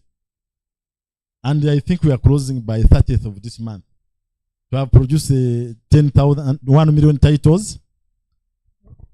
I will need to check how far we have gone. But that was the target we are producing, to just do mass registration. And we have done these projects in Isingiro, in Mbarala, in Chidiandongo, in Arua, Abim. We have been doing it. And this computerization system has enabled us to do this mass registration. Then we have been able to also eliminate overlaps. We have also increased confidence in land investment. You know, the safeguards of every investor in Uganda is land. So until we sort out the security of tenure of land ownership for investors, then we may not also raise a lot of revenue. Then in security of records, we have also minimized the loss of records. We have also minimized manipulation. You are no longer at the mercy of officers. Previously, if one officer called Deo Karikumutima, working in the records officer, wanted to marry you, it was a matter of hiding your file. But you can no longer hide the files because we have them on the digital format. Then we have also been able to integrate certificate of customary ownership and customary certificates of ownership. Okay? CCOs and COOs into the National Land Information System through the use of this massive registration workflows. Basically, customary certificates of customary ownership is on customary land. Colleagues, as you heard, that about 70% of land in Uganda is under the customary ownership. The government had to devise ways of how do we secure. How do we, well, the land is secure, yes, but how would we support the owners of these customary interests to also have evidence of ownership in that land, and also enable them to be able to use the land for beyond farming for other economic activities, and also to have a track record of this customary ownership. Who are the owners? And here we were targeting the inclusive recognition of women, children, orphans, disabled, and of course men to have the same right on this land. So yes, under this computerization, we have been able to capture and codify this process. Then also the integration and development of communal land associations. With the ease of computerization, we have been able to document communal land associations, and this one has also been integrated into the National Land Information System. What are the benefits of communal land associations? It is really for collective bargaining for these communities, more so in investment.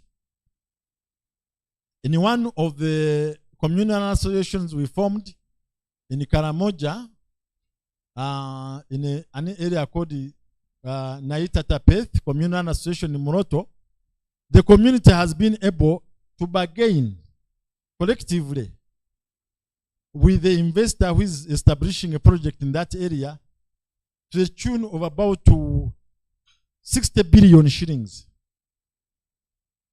Before, it was not possible. But now that we are able to recognize them and organize them under a one arrangement, one system called communal land associations, they have been able to collectively bargain, and the community was able to access. They gave in land, but they were compensated to the tune of 60 billion shillings. Somewhere in Moroto, in a place called it's called what? The Tapeth people there. In somewhere in Chikube, where the oil development is taking place, in a place called Kingfisher, the community was also organized under communal land association, and they have been able to be compensated huge sums of money. Then, what is the other reform in land administration? We are in the process, or we have integrated district land bonds into the National Land Information System. We are linking the area land committees, district land boards into the National Land Information System. In the previous presentation by Madame Sarah, she talked about what was the word? That we establish a conveyor belt, that the role of a landowner who wants title should be filling his forms and submit them at the area land committee and stop at that. Then he will be reminded when to pay, and if there's any query, to be informed of the nature of the query.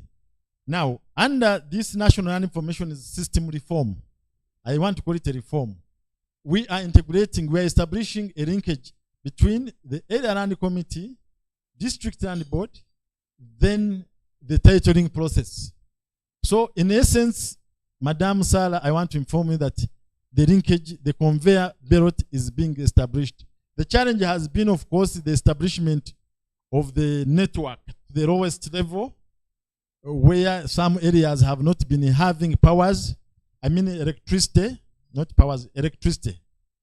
And I know that under the deliberate government policy, each and every sub-county in the country is being connected to the national grid.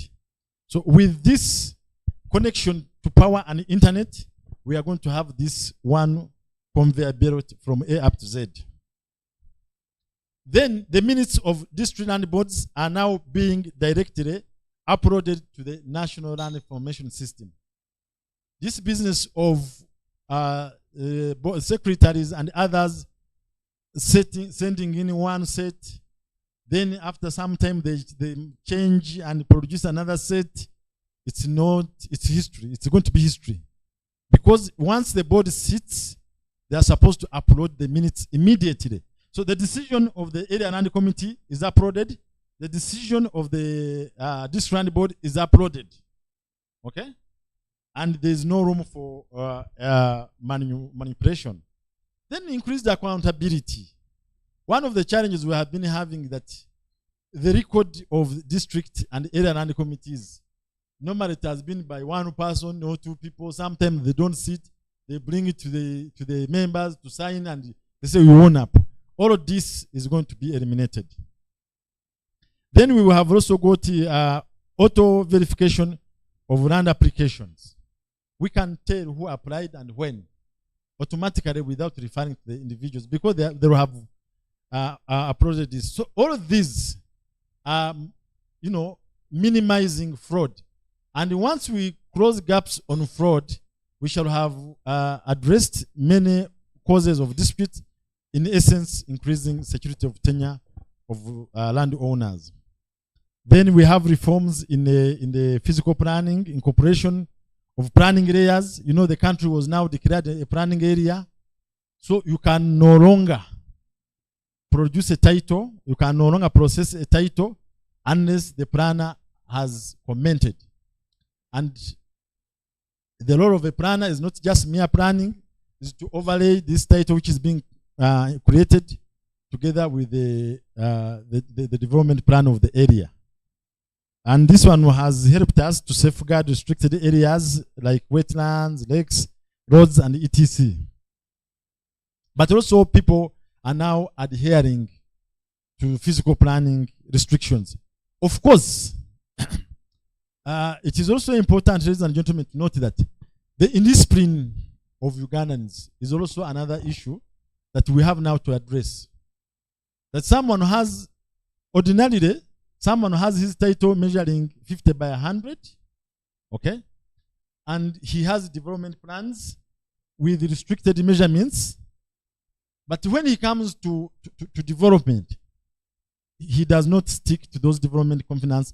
And we find someone is building in the road.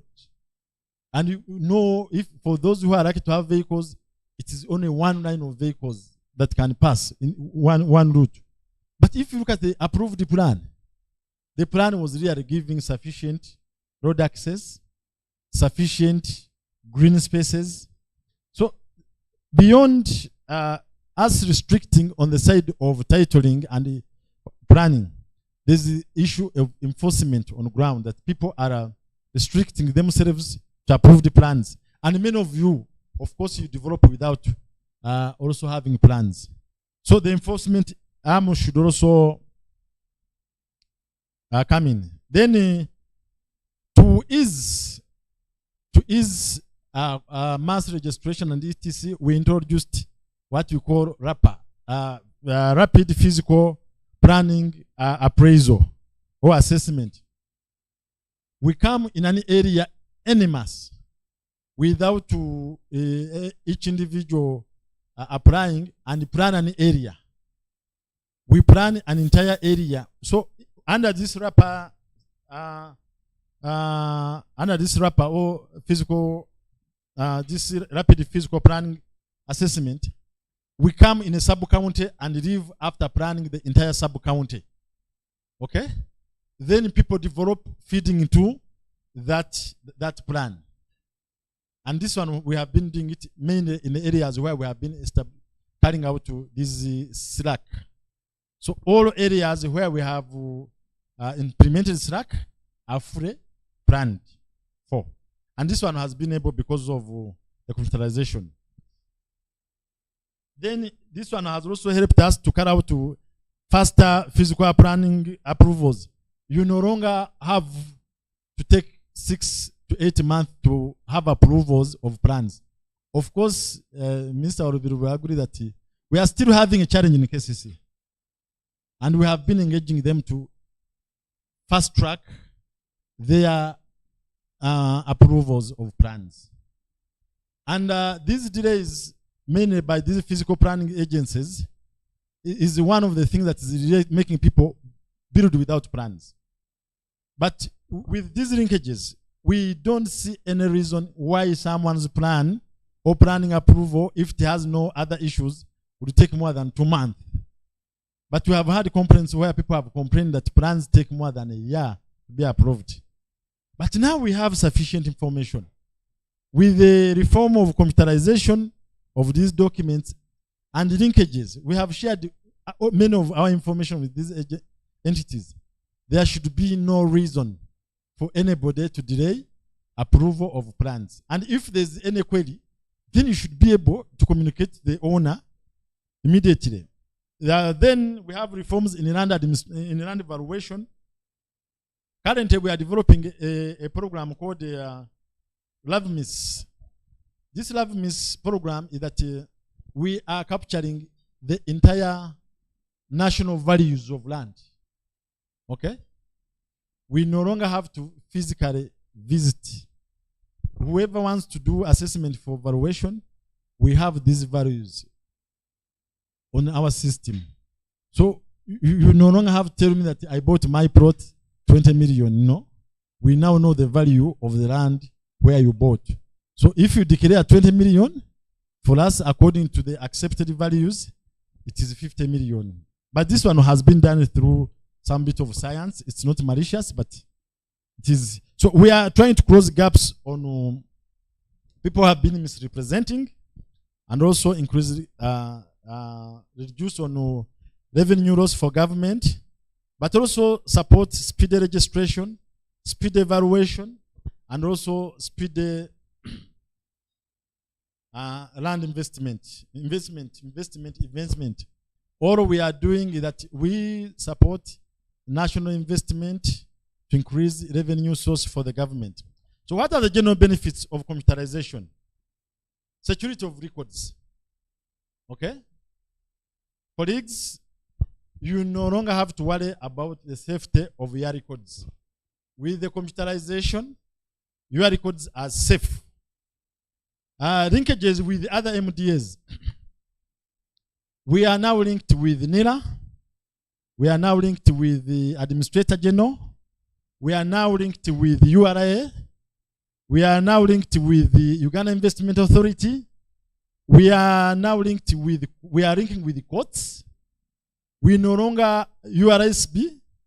If we say it's a company which is registering land, we now just by click of a button, you can tell which company, who are the directors, whether it's local or foreign.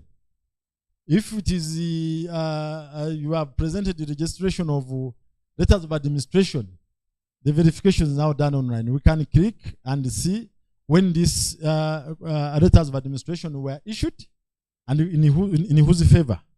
So this one has helped us to, many of our clients have been presenting fake letters of administration, and many were taking advantage of Nakawa. I think that court was closed. Then, you can't verify. You write to courts and say, the documents were archived. But we now have a mechanism of tracing, and we can tell. Then we have introduced corporate portals. These are two. There's public and corporate. The public portal is where the public can access land information in the comfort of their, sitting rooms, workplaces, at a minimum fee. It's about to very minimal. And I want you to be rest assured that here it's view only. So don't worry that anybody can tamper with their information. No. So the corporate information is also for banks, surveyors, and even you lawyers. You're submitting, and you can be able to carry out transactions in the comfort of your offices. You no longer have to run here and there to go and do searches. No. Again, with the reform of computerization, colleagues, we now have, we have 23 MZOs, ministerial zonal offices.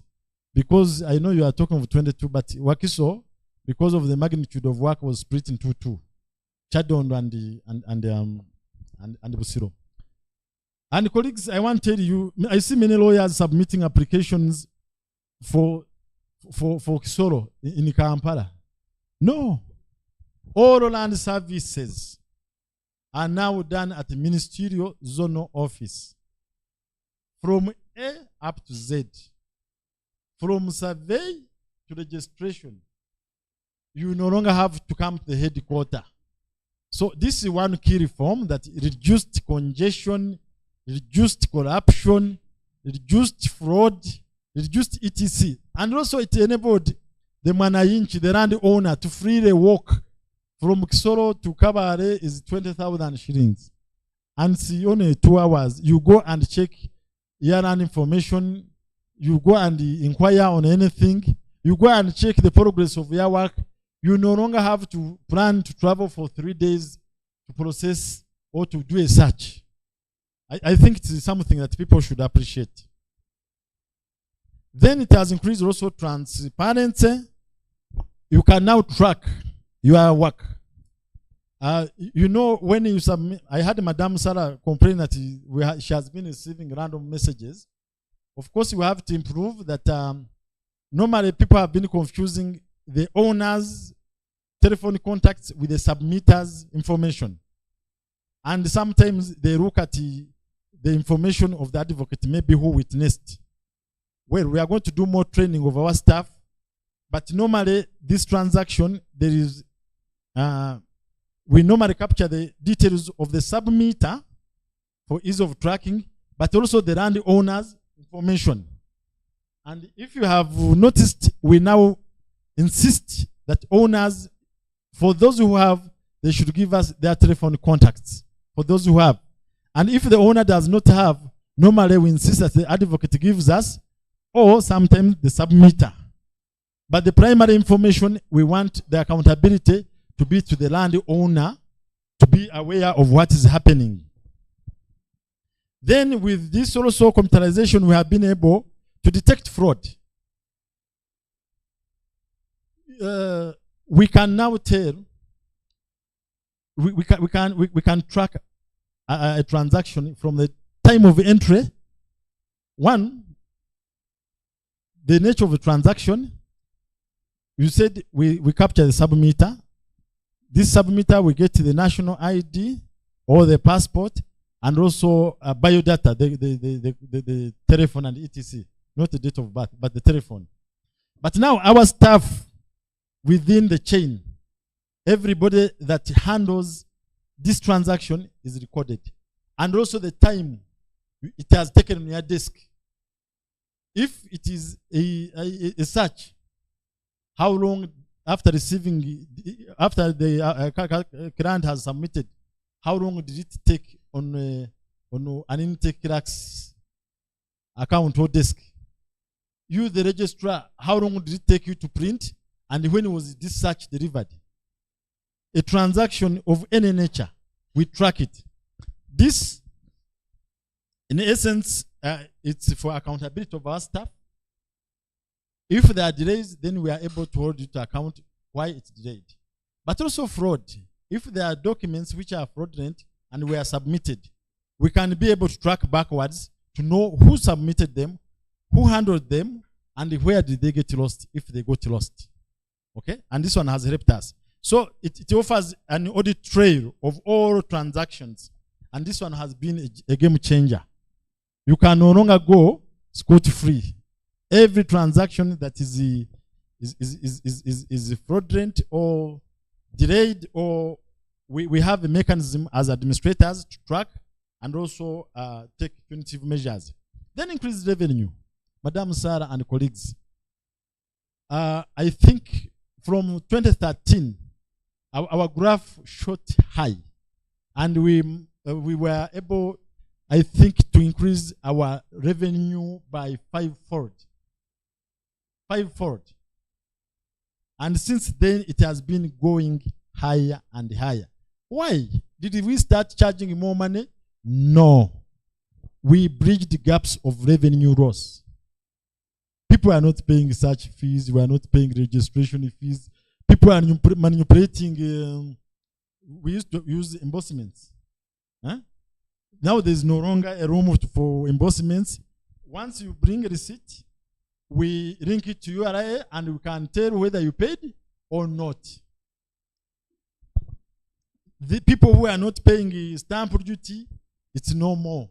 So we didn't increase the amounts chargeable, but it ensured that everybody that is transacting pays the fair share of their dues. Then dashboard supervision. I sit in Kampala, but I see what is happening in Kabale, what is happening in Muroto, what is happening in Arua, and I will call the land officer in Arua with ease. I say, Mr. Renin, for the last 2 days, you have not been at the station. Mr. Jude, for the last 1 week, we can see you have not logged in, and there's a lot of work on your dashboard. Secondly, now we have one-time password. Okay? This business of our staff, assigning their work to be done by somebody, it's no more. Because for me to do any work, the system automatically gives me a one-time password to log in. And if I walk away for 1-2 minutes, it logs me out. Okay? We had funny instances where the people would connive with our staff to do funny things, but that one we have really closed the gap, and we feel we are going to completely eliminate. Then real-time CCTV for supervision of MZOs. In terms of review of the related laws, we are reviewing the national land policy. We have been having consultations. The Law Society has also been consulted. After 10 years, this policy was due for review. We want to see whether it is perfect, what are the areas of inclusion, and what we included and was not supposed to be there. We are under the process of amending the Land Act. The land sector, the Law Society and other entities have been involved. The National Physical Planning Act was passed. The Survey Act to cater for private surveying operations and embrace new survey technologies. Colleagues, they are telling me time is out, but just in 1 minute.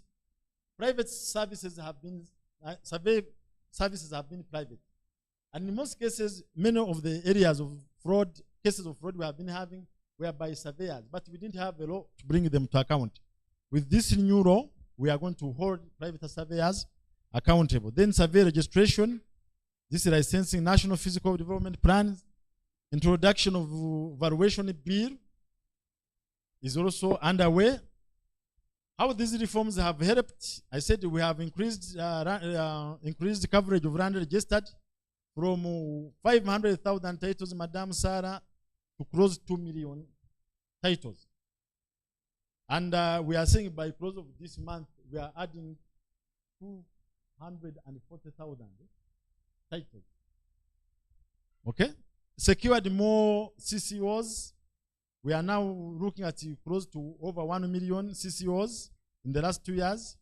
Secured the security of tenure in refugee hosting districts. Many, Uganda is generous to host many refugees, but our own people, we are being defranchised of their land, but we are able to secure their interest in the land. Increased revenue for government, a boosted investment, both on land and government, implemented the national physical development plans. As I said, the entire land a country is now is planned for, declared national planning area, reduced fraud, reduced turnaround time, but there is more we can do. Ladies and gentlemen, with your input and guidance and comments, we feel we are on the right track, but we can do more. I thank you so much. Thank you so much, Mr. Vijira Johnson, Assistant Commissioner, Land Registration. You have clearly stated that it is not all doom and gloom. Painted a very rosy picture. Now, land reforms in Uganda, in my humble opinion, started way back from 1995. You have a land information system in place. You have touched innovation. You have touched technology. You have touched mass titling. It is clear that the ministry is doing some work. I also, for the guidance of our audience, land registration is at the bottom. It is at the downstream of the value chain. You have land administration and so on. So some of the questions, though not meant for you, you'll have to answer, sir. That is just a brief recap of what you shared. There are several questions coming in. I took note of some are on the screen. You indicated that you're now able to detect fraud. Question is, if you're able to detect it, what do you do? The Registration of Titles Act, for instance, the last time I checked, is self-contained. have you been able to prosecute anybody? Or in the very least, refer some of these cases to the DPP? You did indicate that land enforcement is an issue. How much is your ministry doing, and in specific regard to your department, to help with land enforcement? I know some of these aspects are outside your mandate, but surely there is a role to play. Then you indicated that the records are safe. When this system first came into place, 2013, it was looked at as a foreign system. Do we actually own this system? Maybe Mr. Lenin will also respond to that. How safe are our records? What risk management measures do you have in place? And like we all know, behind every system is a human being. We are not like the West, where robots are now manning systems. There have been numerous complaints of corruption in Ministry of Lands. And you have said that the system is helping to manage fraud and ABCD. How are you managing the issue of corruption? Because I cannot say that Lenin here is corrupt. People are not, don't even give direct examples or evidence, but you'll hear there's corruption. What is your position on corruption as the Assistant Commissioner Land Registration and as a ministry? What steps are you taking to, because this affects land rights and property rights indeed. Maybe the other question was about the portal. You indicated that you can now access everything on the portal. Maybe Mr. Lenin will also come in at a later stage. Is the portal fully functional now, or is the ministry still in test mode? There are some questions on the screen. There was a question in regard to banks. What advice do you have for the banking sector? Kindly the question from the bank.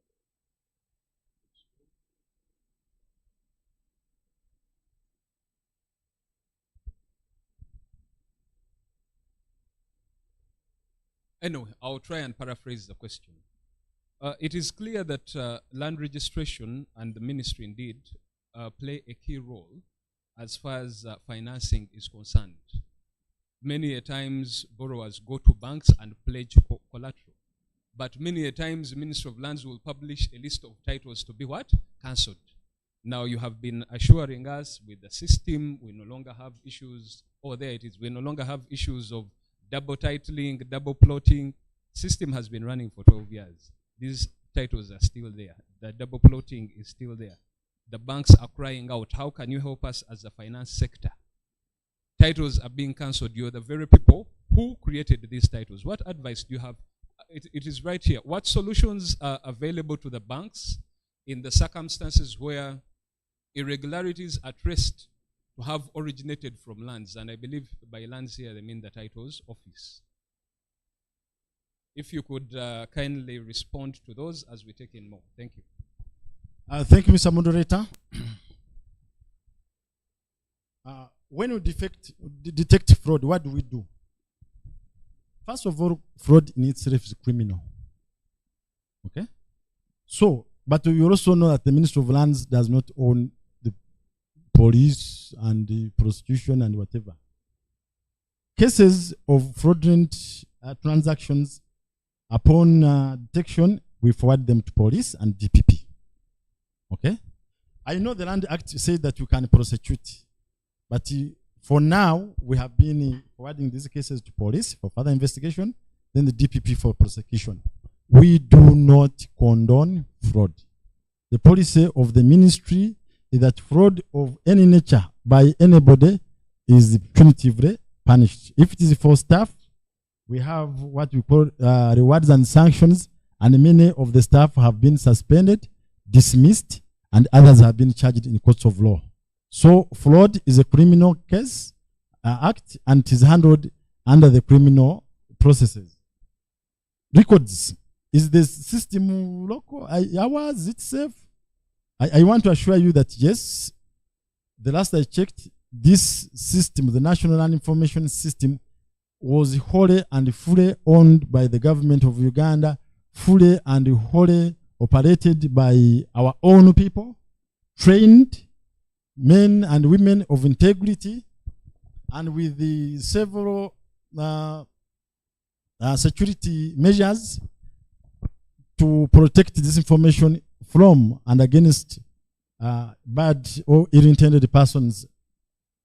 And also that I must tell you that yes, we have the system, but we also have our records where this system originates, properly and safely secured. In the near future, we are going to archive these documents. As we said, this is work in progress. Yes, the hard copies are now available for comparison, but as we move closer to our target, we are going to fully archive, not destroy, but archive. Archiving means that we have kept them away from public access, but they are still in place. Okay? Such as we can go fully digital. Corruption. You know, one person cannot become a corrupt. It takes more than one person to be corrupt. Many of you come and say, your officers are corrupt. None of you has reported a case and evidence of corruption. For those who have reported these cases, I can assure you they have been investigated and action has been taken. But many of you actually, they are the ones who deal through outside the conventional ways of dealing. Then when they don't get the service they paid for, they come and complain. I want someone, we know we have had cases of someone saying my title got lost. He so and so took my money and he never gave me the result. So show me that, you know, I submitted this work on this day at the reception, and the evidence of submission is here. It has laid on Dewo's desk for 2 months because Dewo has done XYZ or is demanding this. Document it, report it. But many of you complain in corridors. And many of you, even I have seen them. Before even telling you the work he wants you to handle, he says, how much will you charge me? And I will say it without any fear of contradiction, that you guys, not many of lawyers, when they are charging for the transaction, they tell clients before even submitting the work that you must pay some money for the land office. And actually much of it does not reach. You find the clients complain that he paid the bribe for the land office. Okay? But even when you are tracking back, you find that the lawyer who got the money for the land, he never paid it. So this corruption is everywhere. But we must stamp it with a heavy foot because it affects many things. Corruption, you may benefit from it, but tomorrow it will be against you. And the earlier we come out clear and emphatic that it is bad and report it, the better. The portal, yes, the portal is fully functional, only that now it is for those ones who can access, who have smartphones and can access data, internet. Borrowers, banks. This is a very, very sensitive area. Banks, yes, have been victims of fraud. But also these banks, before they give these loans or enter these transactions, many of them do their diligence. They do due diligence. We have had cases where banks claim to have done due diligence, and when you investigate, you find actually it was not done. All the people they hired were part of the fraudsters to do some of these. For some cases, they have been victims. But in some instances, their employees, the people they hire, have been accomplices in this. Therefore, you cannot give, you cannot enjoy better interest in title than the person who mortgaged, who pledged that title actually holds. Therefore, my appeal is that banks should also do more in due diligence. Should do more.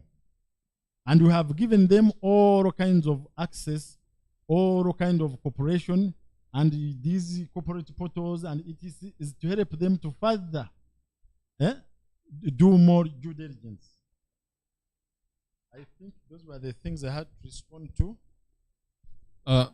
For now, because we have some more, there is a question from the diaspora, one concerning the diaspora complaints desk. Apparently, you were nominated to sit on this desk. The Uganda diaspora invests over $1 billion annually in the real estate sector. So there are numerous complaints arising from the diaspora, some touching land fraud, some touching illegal titles, to mention but a few. They would like to know what happened to this desk and what you're doing to help their cause. Then secondly, Mr. Walubiri was asking, what happens to the rest of the money? Some reaches, some is not. But jokes aside, the other question is, have you considered introducing express registration fees? An analogy here is created of Ministry of Internal Affairs that created a fee for passports. Of course, just like Ministry of Lands, Ministry of Internal Affairs has always been listed as most corrupt, but they have surely had some reforms. And indeed, I have tested it and confirmed that if you pay that express fee, you can actually get your passport within a short period of time. There have been proponents that feel that this would be excessive, but in my humble opinion, if you own land, you're actually not poor. So what do you have to say about that? Then from the log, why isn't the RTA amended to accommodate the CEO's titles issued under the customary tenure? Because the titles issued under this tenure are not at the same level as the titles issued under the RTA. Then I hope you're noting, I will pass this on. What plans does government have to compensate victims of double titling occasioned by the land office? Then second last, are there instances where a non-Ugandan can be granted a freehold title? And lastly, it is clear that some elements in the titles office play a very key role in perpetrating the fraud and illegalities. What measures beyond what you have stated have been put in place by your ministry to address this in a proactive manner? I think you can respond to those. If we don't have any others, then we'll proceed to the next speaker. Thank you. Thank you so much, Mr. Moderator. Our colleagues in the diaspora, we really apologize. I think we have not given them enough attention, and yet, as you have rightly stated, they contribute very big margin of the revenue, foreign income to the government of Uganda. Yes, we established the foreign conference desk or foreign diaspora land handling desk, which has not been so active, and we are supposed to have been participating in their engagement. We are going to review this, and we are going to share in the near future through our portal, our website, the mechanisms of directly and regularly responding to diaspora complaints directly. I am happy to note that for cases which have come to our attention through the various forums, we have addressed them. But for many who have not had a chance, we are going to introduce a direct line through which diaspora issues can be specifically addressed. So allow me, contact management, we really establish a proper and specific channel for these diaspora people to address and also raise their concerns. Express registration fees. Well, it would be a good idea, but this one is not a thing which can be discussed here. You know, land services, you know services of government. The word service is service to everybody, is not commercial in nature. And what happens to those other people who cannot? Services are not supposed to be uniform normally. But we are going to introduce it to give the idea to the management and the government to see if, but for me, I'm in for improved timely delivery of services. Most corrupt, we said corruption is a criminal offense and should be addressed punitively by the relevant laws. The ministry has done all it takes to address this.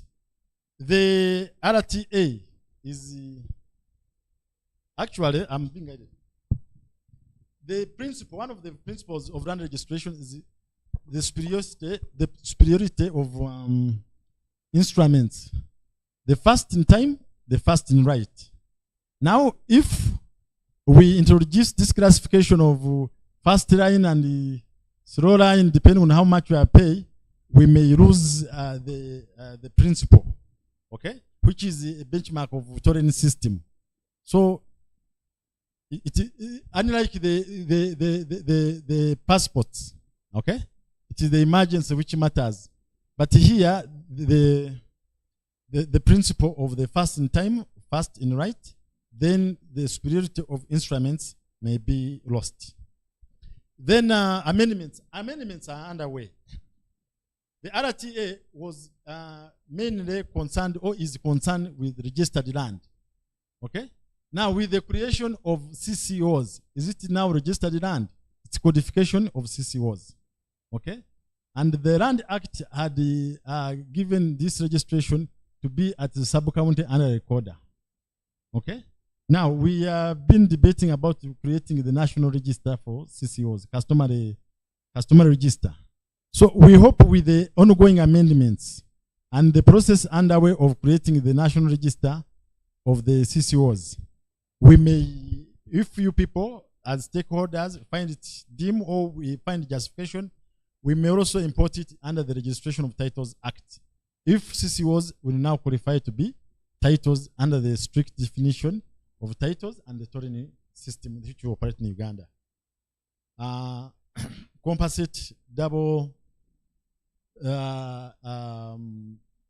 victims of double titling.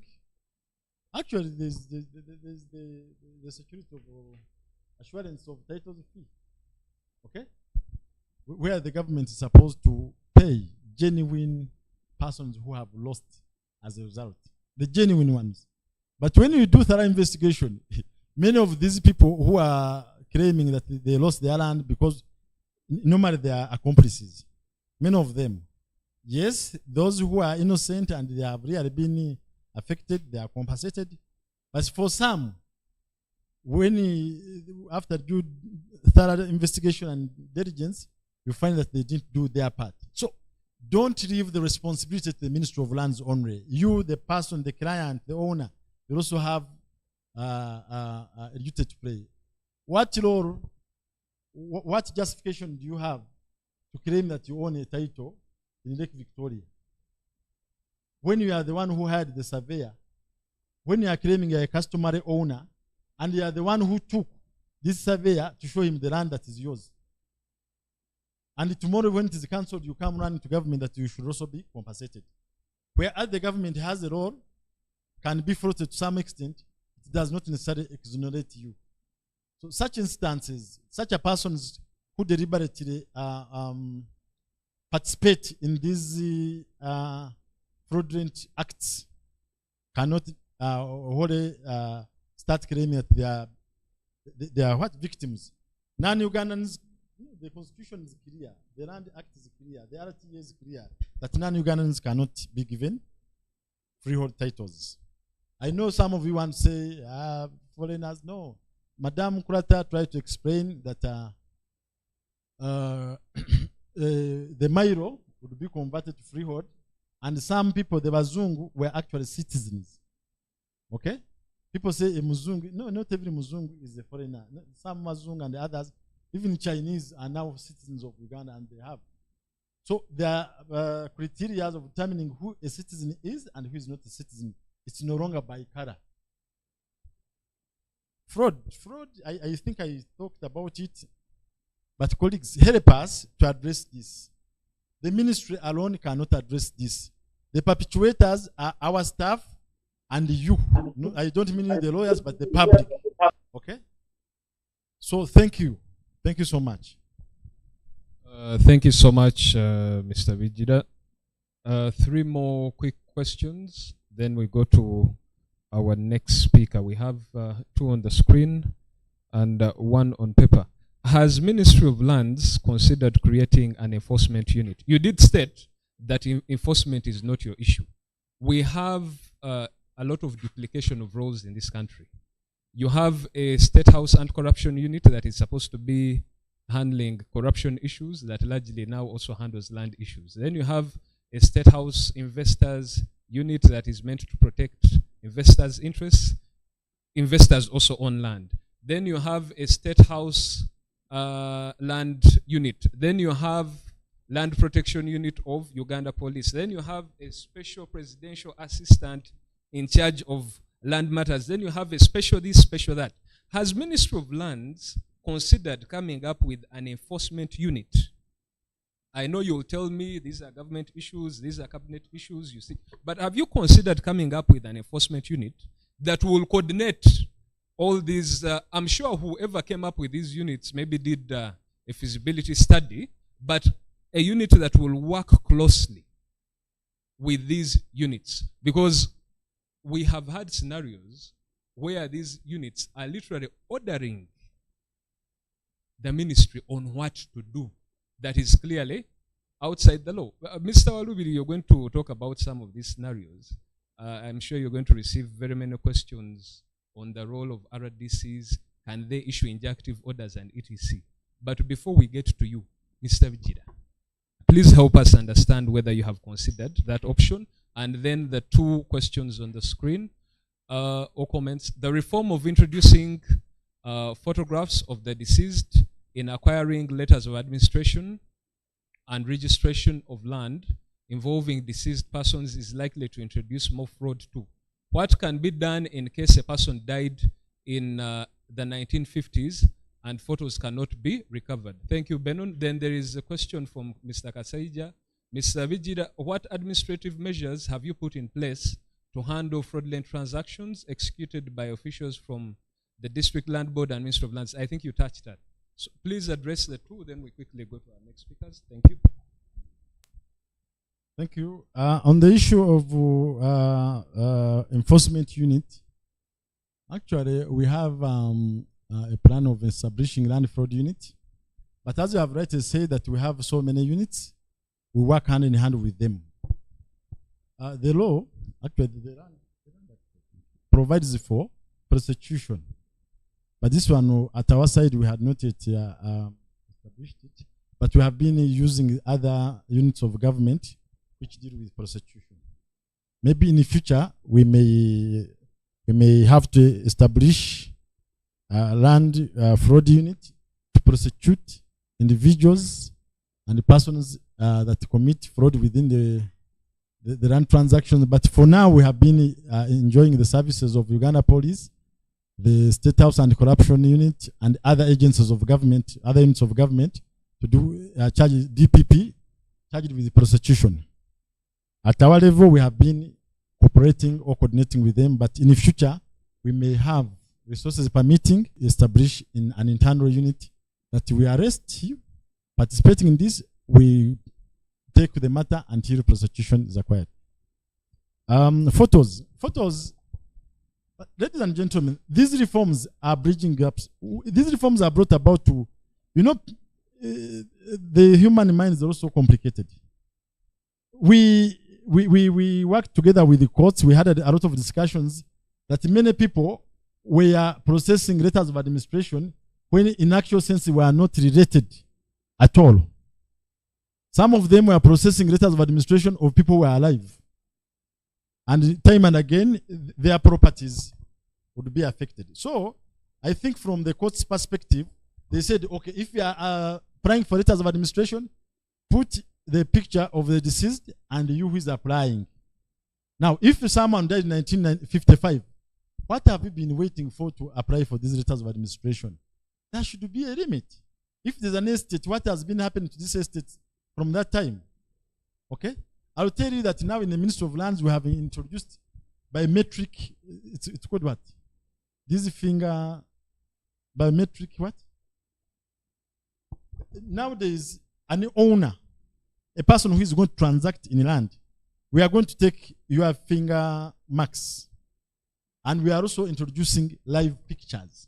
When you come to transact, we are in the process of installing cameras. We tell you, stand in front of the officer, and we take live pictures, and then we record them on the database. This was to enable to track the persons who dealt in a particular property. So some of these are innovations to address fraud. Okay? These are innovations all aimed at addressing fraudulent behaviors of some people. Then here there will be fraud and the other land boards.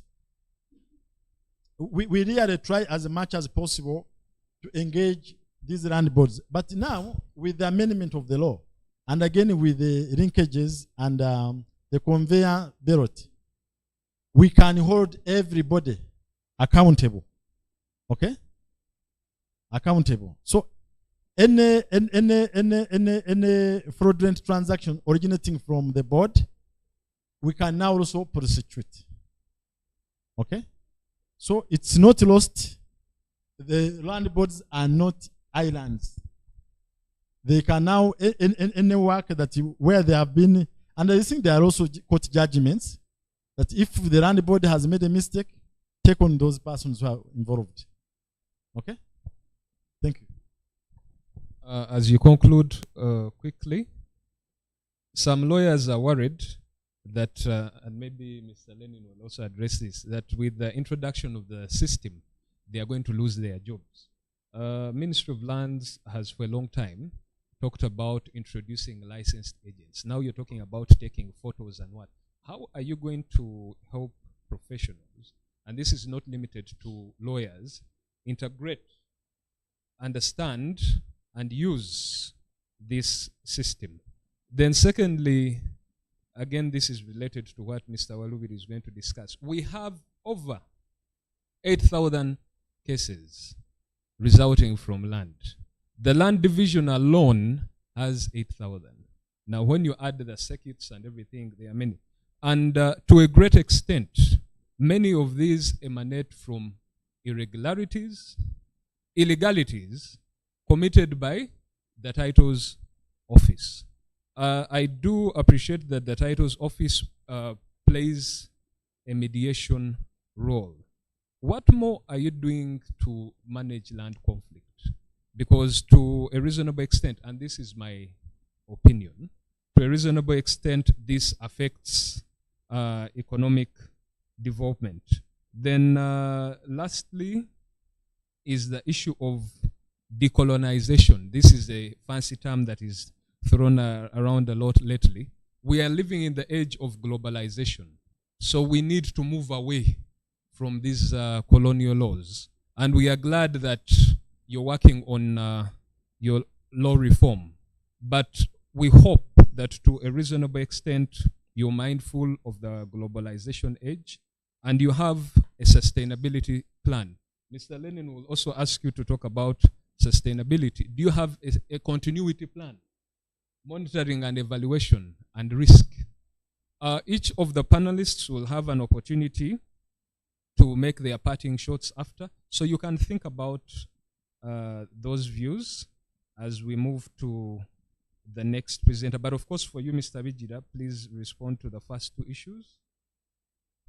Maybe just to refresh your memory, there was one on conflict, that a lot of this conflict actually emanates from what? The land office.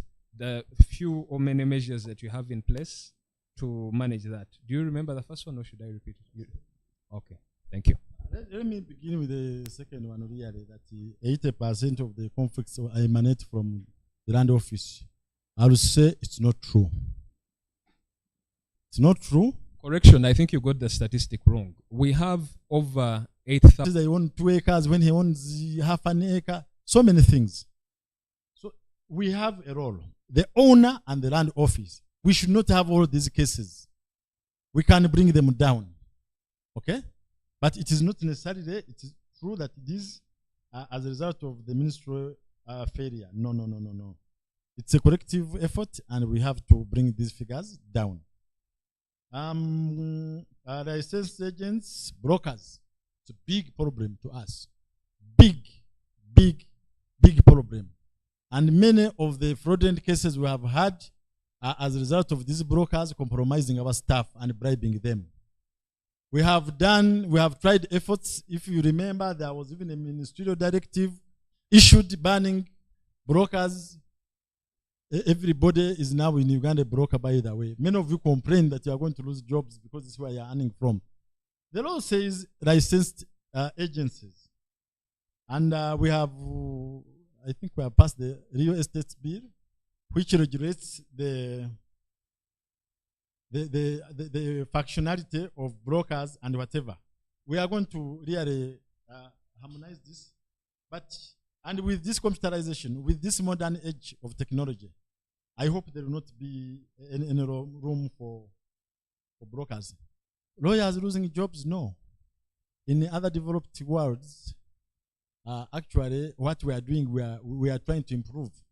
All transactions are done through lawyers and surveyors and be smart as a lawyer. You will earn more. But if you want to be analog as we have been, then the digital age is going to leave us behind. So we should also innovate as lawyers to see how we can contribute and work within the reforms. Otherwise, the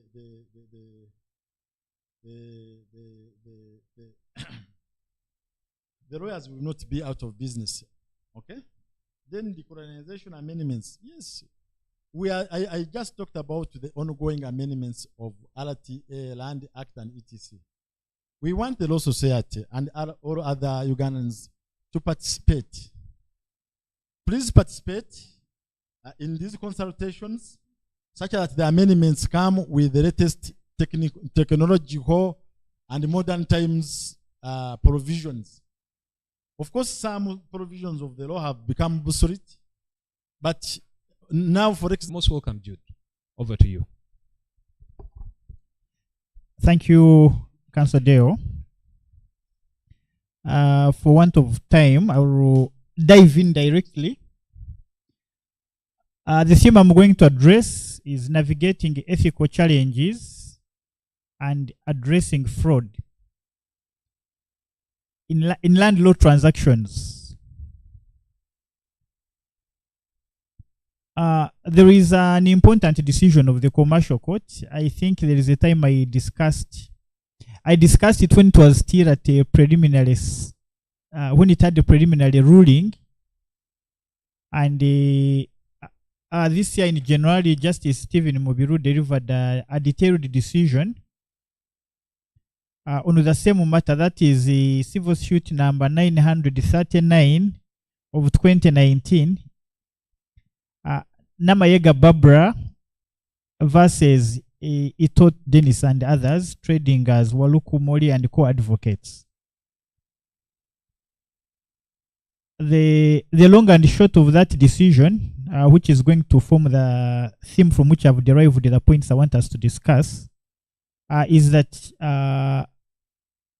the High Court found that advocates who had acted as transactional lawyers in a transaction where the vendor turned out to have been an impositor and therefore a fraudster.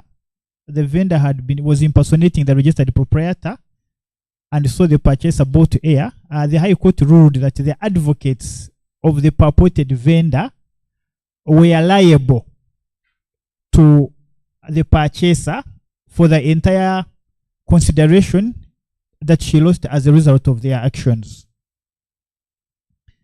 the principles in that case, we are going to look at them very briefly. But this decision gives a bit of thought, especially to transactional advocates, which really is almost every advocate. I'm yet to come across an advocate who hasn't drawn up a sale agreement for land. Everyone does them. And therefore, it's very critical that we understand as advocates the obligation is that we assume when we draft these sale agreements. I have a small personal experience which is related to this decision. So I will begin with that experience and just narrate what happened. A few years ago, a well-known client of mine contacted me to do a due diligence. He wanted to buy a plot of land which seemed to be quite the deal was juicy, as we like to say. The consideration seemed to be maybe 20-30% below what you'd consider the market value of half an acre of land in Chanja. And my client was anxious to conclude the transaction, so he asked me to do a search. I did the search, and then later he sent to me the persons he said were the vendors. And then a lady comes to my chambers, and then she says, no, I'm not the owner, I'm the sister of the registered proprietor, but it's me going to sign. And I tell her, no way. And the next thing, this lady says, no, I actually have powers of attorney. They are here. I look at them and I say, but they are not registered with lands. That is now the first omission which we tend to forget as advocates. That when a person has the powers of attorney to transact in respect of registered land, that power of attorney should also be registered with lands, not just registered at URSB. That's a requirement of the RTA. Now, eventually, my client insists he wants the transaction to go ahead. I draft a sale agreement. I ask this vendor's sister, who now has a power of attorney and all, for the bank account where my client would transfer the consideration. The purported sister of the vendor objects and says she wants the money will be paid in cash, 240 million. At that point, I developed cold feet and I refused to go ahead with the transaction. After over, I think, a week, my client insists that he has checked everything, he's happy, the transaction can go ahead. I do the sale agreement. My client pays a deposit, and then less than 3 weeks later, he pays the outstanding balance of 60 million. And then a few days later, he calls me on a Sunday and says, Jude, I think there is a problem. I have gone to the land and there's a caretaker saying the land hasn't been sold by anyone yet. So I asked my client, but I thought you went to the ground physically. You did all these things. Why? What's the problem? So I quickly tell him to look. I had a gut feeling something wasn't right. These people didn't want you to pay them in the bank. I insisted, you overruled me. Are they still picking your calls? He tries to call them, they pick. I say, let's just lay a trap. Call them and let's have them arrested. I think you have fallen into a fraud. But by then he still was hoping against hope that it's not a fraud. So he objects and insists I should first get the title and transfer form, and I take them to lands for them to verify.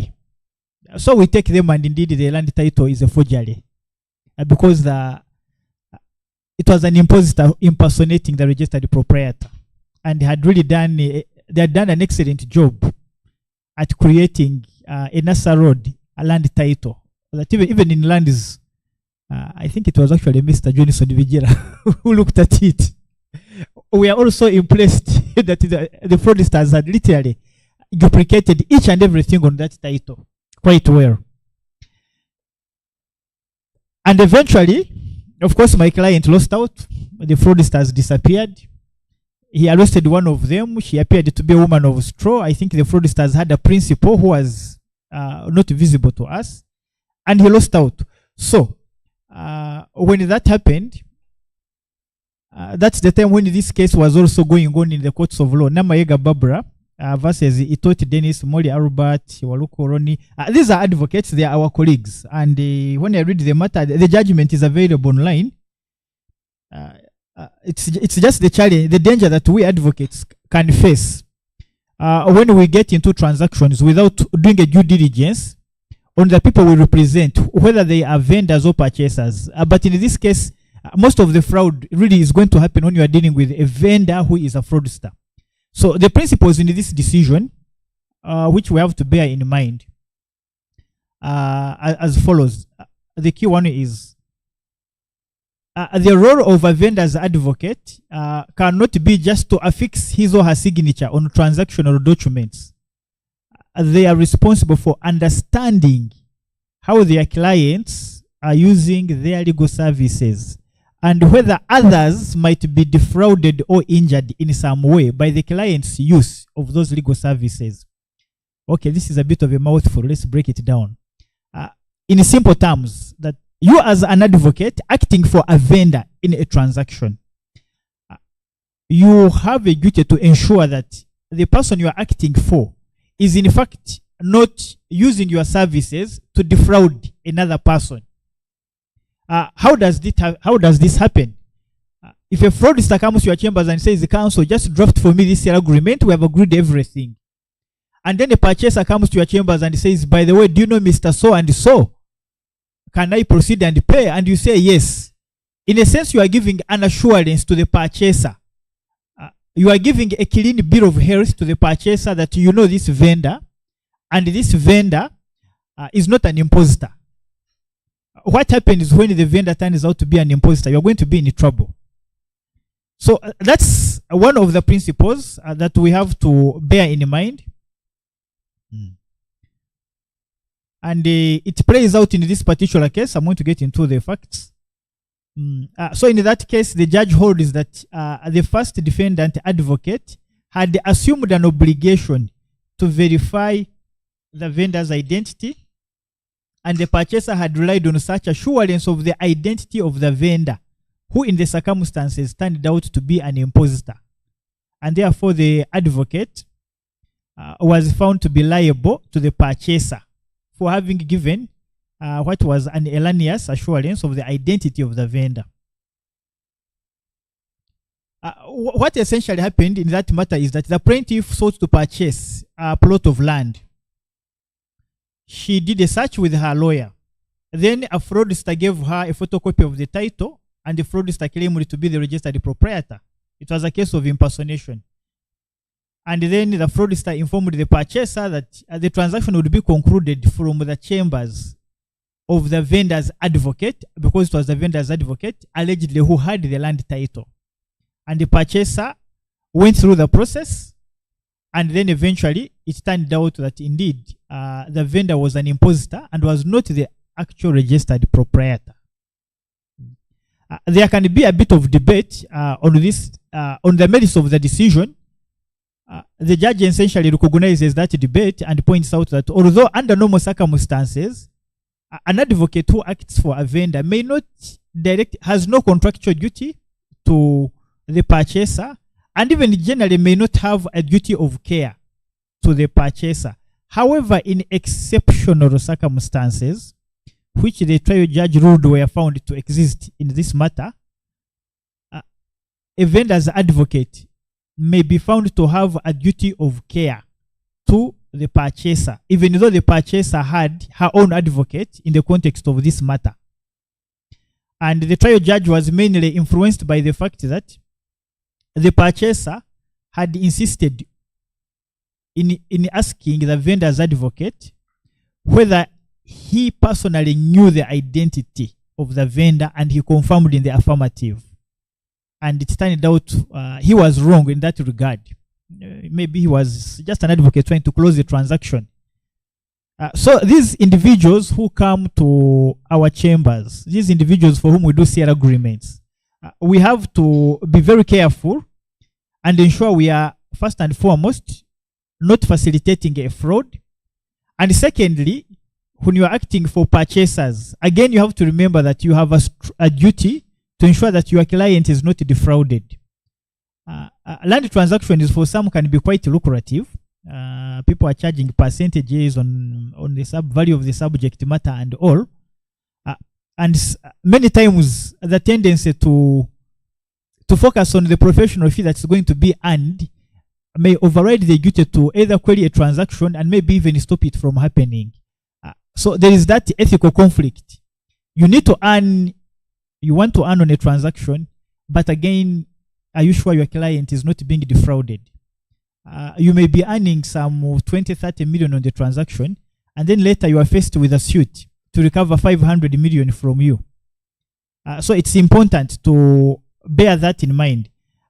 And therefore, the judge emphasizes that the duty of care owed by an advocate to their client may be extended to third parties where the advocate undertakes responsibility for certain acts which he knows will be relied on by the non-client.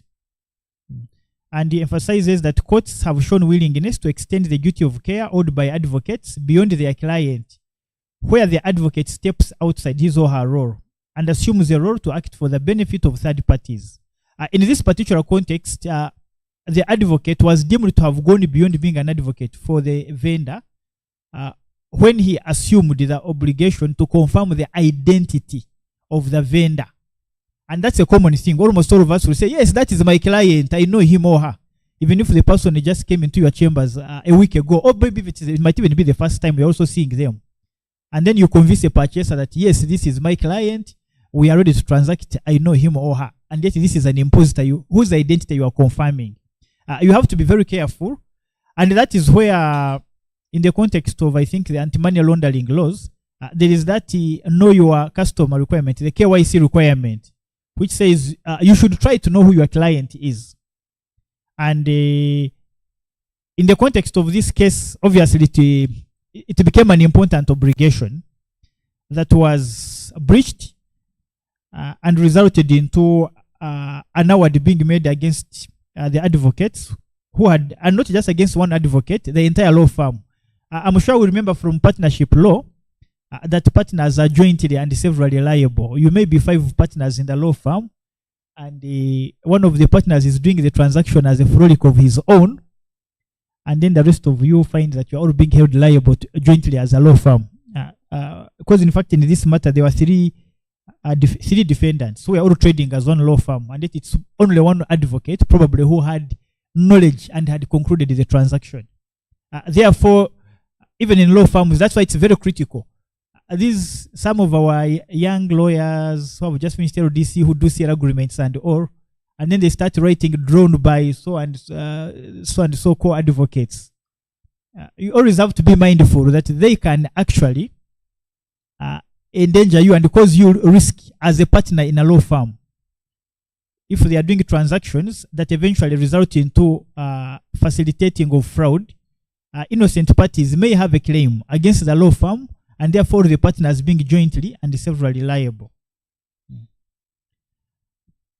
What we learn from this matter, I think the key takeaways is the duty to know your client is important. Addressing the possibility that your client might be defrauding the other side of the transaction is also critical. You can't look on and just ignore it. And similarly, not necessarily arising in this case, but another common issue that I come across, advocates acting for both the vendor and the purchaser in one transaction. As a general rule, it's not prohibited. An advocate can act for both the vendor and the purchaser in one transaction. But from experience, especially for very sophisticated transactions involving very high subject matter, it may not be advisable for an advocate to act for both the vendor and the purchaser. And what the trial judge actually cautions in this very matter is that an advocate generally cannot serve 2 clients with competing interests, even though there is no general rule against acting for different parties in one transaction. This is permitted even under the Advocates Act and the Professional Conduct Regulations. An advocate can act for both a vendor and a purchaser. But the question is going to be, if tomorrow the purchaser is not happy that there was a poor due diligence was not done properly, or if the purchaser is defrauded, then you are going to land into trouble. If the vendor is also equally defrauded, maybe the purchaser undertakes to pay and takes the title and disappears and transfer form. Again, that can cause risk to the advocate. And therefore, there is an ethical judgment to make in a transaction. Should you act for both the vendor and purchaser? Especially where you see it's quite a convoluted transaction, where ideally each party needs to receive independent and robust legal advice, where each party might need to do a proper due diligence. Is it proper for one advocate to act for both? In my view, it's an area where you have to treat with considerable caution. And maybe have the parties, or one of the parties, sign off a disclaimer that they are not relying on your advice in that transaction. So those are the lessons that I see the take homes from this particular decision. And then now I'll just point out a few other key points that we always have to be mindful. I've also noticed quite a number of advocates, because many of us do not have an active tax practice, we seldom advise clients on the tax consequences of transactions they do. Right now, we need to be aware that purchasers of property are required to withhold 6% of the consideration and pass it over to Uganda Revenue Authority. This is something which many do not do. And tomorrow you are going to have a client who is going to be upset with you that you did not inform them as purchasers that as they were paying this 2 billion, they were supposed to have withheld 6%. And then after the transaction is done, URA sends an email to your client to pay the withholding tax. And then that's when your client gets surprised and starts asking you why this had not been brought to their attention. Another important area has to do with transactions involving administrators of estates and beneficiaries. As an advocate, you have a duty to caution your client, especially when you are acting for whether a purchaser or a vendor. Let's start with a vendor. When administrators of estates are dealing in estate property, there is a presumption that they are doing so for the interests of the beneficiaries as a whole. And so a prudent vendor will maybe try to involve beneficiaries in a transaction, especially if it is not an estate with too many beneficiaries. And then if you are acting for a purchaser of a property which is held by administrators of an estate, in light of the chaos that we have in the jurisprudence on this area about transactions by administrators, it may be prudent as an advocate for you to guide your client to ensure that the beneficiaries of this estate are part of the transaction. Similarly, when it comes to questions to do with mortgaged property, it's always important for the mortgagees to ensure as an advocate that you are sure the mortgagee's consent has been procured or no objection obtained. And then obviously, as a practical matter for advocates who are very active in land transactions and land disputes, it's important to do due diligence on some of the parties you transact with, even if they are not your clients. Many times when you read the cause list of land division, there are certain names that don't miss. If you are an advocate and you see this gentleman has almost his name appears on the cause list every week, he's a defendant, and then he comes to your client, he's buying property from your client, shouldn't that be a red flag? So the obligation is that we have as advocates can be quite, they are quite fluid. There is no hard and fast rule, but I think this decision, Namaega Barbara, is a decision worth thinking about, even if you may not entirely agree with the outcome in that matter for one reason or another. I think there are strong reasons to think about the principles it enunciates. For want of time, I will not go beyond this, so we can give opportunity to others and other interactions. I thank you. Thank you so much, my brother Jude, for the elaborate submission. The parameters of due diligence clearly keep increasing. Now to the village drunkard, we are adding the court cause list. And this is serious. As we are going to take all the questions at the end of the presentations. So Mr. Tom Nwagaba, we have not forgotten about you. We need to make that clarification. And I'm sure Jude will also have some questions to respond to, especially on the one of due diligence. Next, we are going to have Mr. Lenin Victor. He's a project manager of the Land Information Center. He's going to be talking to us about transformation in the land sector as a result of digitization. We posed some questions that were meant for him to Johnson. Now I'm sure he will address them in his presentation. For example, is this portal actually functioning, or are you still in test mode? Over to you, sir. Thank you very much, Council. All the panelists are present here, and the different listeners and viewers who are out there. As introduced already, my name is Lenin Victor Onyu. I currently lead a technical team that is responsible for the implementation of the National Land Information System. I'm going to share a presentation, so I guess everyone has seen me. So if I go off the webinar, I will be presenting.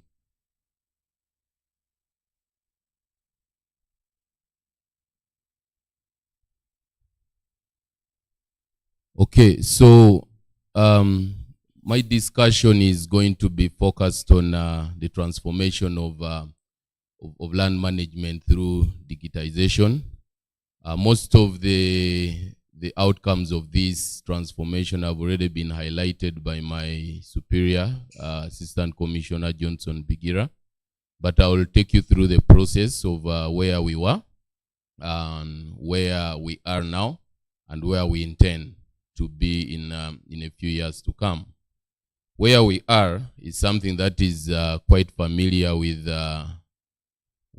Madame Sarah here, because she was one of the architects between in the modernization of the land registry. It was within her term in office, her reign, when all these activities started. So we want to thank her for the contribution she gave.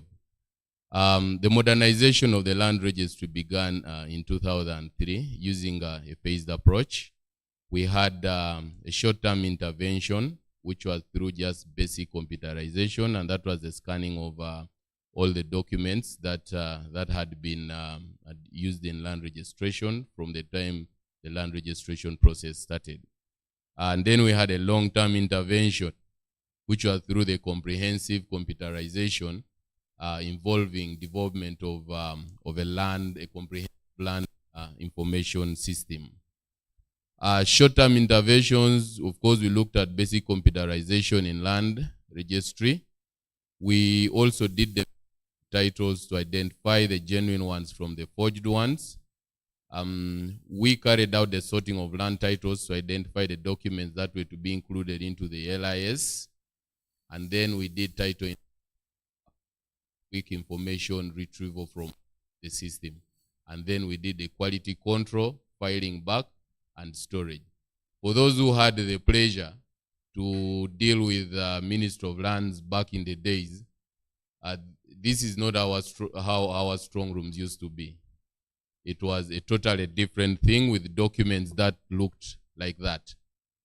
So this is how the Ministry of Lands used to look like, but we had experienced people who could make sense out of those documents, pull whatever document from whatever archive it was hiding. And behind there, you can see that was one of our schools in Entebbe that has actually been refurbished and now back in action. That's the School of Surveying. Now, what were our long-term intervention? Phase 1 looked at the baseline study. We carried out preliminary designs of the land information system and the strategy for securing of land records, which was completed in October 2007. Phase 2, we did the installation and the pilot implementation that started in February 2010, and this was in 6 regional offices. I think Assistant Commissioner Johnson highlighted. We started with this pilot in the areas of Mukono, Mbarara, Jinja, Wakiso, Kampala, to test how best the system would operate. After, of course, gathering all the experiences, the challenges, we did a lot of fixes here and there, and we were able to roll out the National Land Information System and the cadastral information into what we now famously know as the 22 ministry zonal offices. So as we speak now, we zoned all these offices across the country. And ideally, these offices are meant to be 21, but Wakiso, because of the magnitude of the work, we split it into 2. So Wakiso takes Wakiso Busiro and Wakiso Chadondo. How were the districts where these offices sit chosen? Simple. It was based on the original administrative districts. For example, an office in the Greater Teso was put in Soroti. If you see the districts that are in Teso, almost 3/4 of them broke away from Soroti. So we felt it nice that for Teso to be served, the central district would be Soroti. And so was Mbale, that handled the Greater Bugisu region, Gulu, that handled the Greater Choli, and Lira, that handled the Greater Lango, and so on and so on. And that's how we arrived at the 22 different ministry zonal offices. This is how we operated. The LIS started in those first 6 on your left: Kampala, Wakiso, Mukono, Jinja, Masaka, and Mbarara. And on your right is where the rollout was, and those are the regional offices where the National Land Information System is seated and installed. What did we achieve in this? 1, we upgraded the working environment and supported the creation of the 22 ministry zone offices and the National Land Information Center. I think in government, we can brag as one of those ministries where at least our staff work in a very conducive environment. Those are how our offices look like. We are not used to seeing government offices looking like this. But that is part of this project that built for the ministry these offices, and also built the infrastructure for the hosting of the National Land Information System data centers across these offices. We carried out training and capacity building for different kind of users across both the ministry and out of the ministry. So the system, someone was asking about the ownership of the system.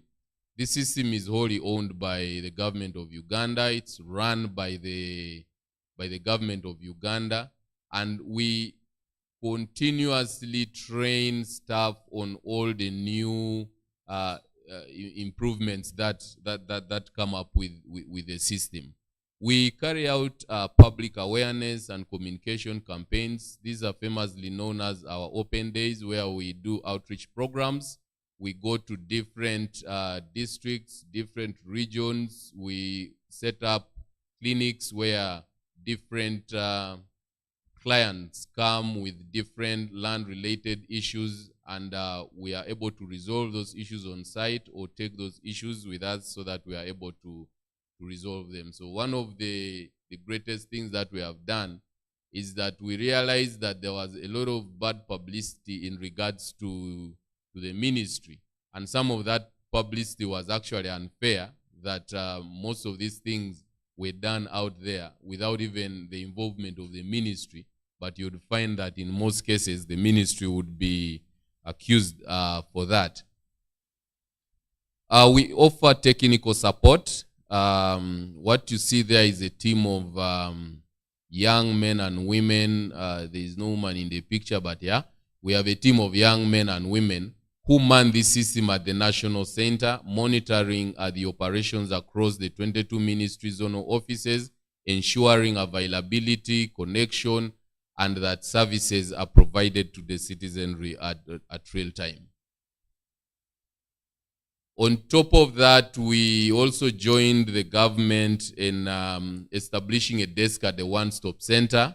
That was established by the Uganda Investment Authority through the amendment of the Investment Act, which created, of course, a single access point for information and service transactions for investors. So for cases of verification of property, we put a desk at UIA, we put a desk at URSB to ensure that an investor does not need to leave the station in case they needed to validate the authenticity of property.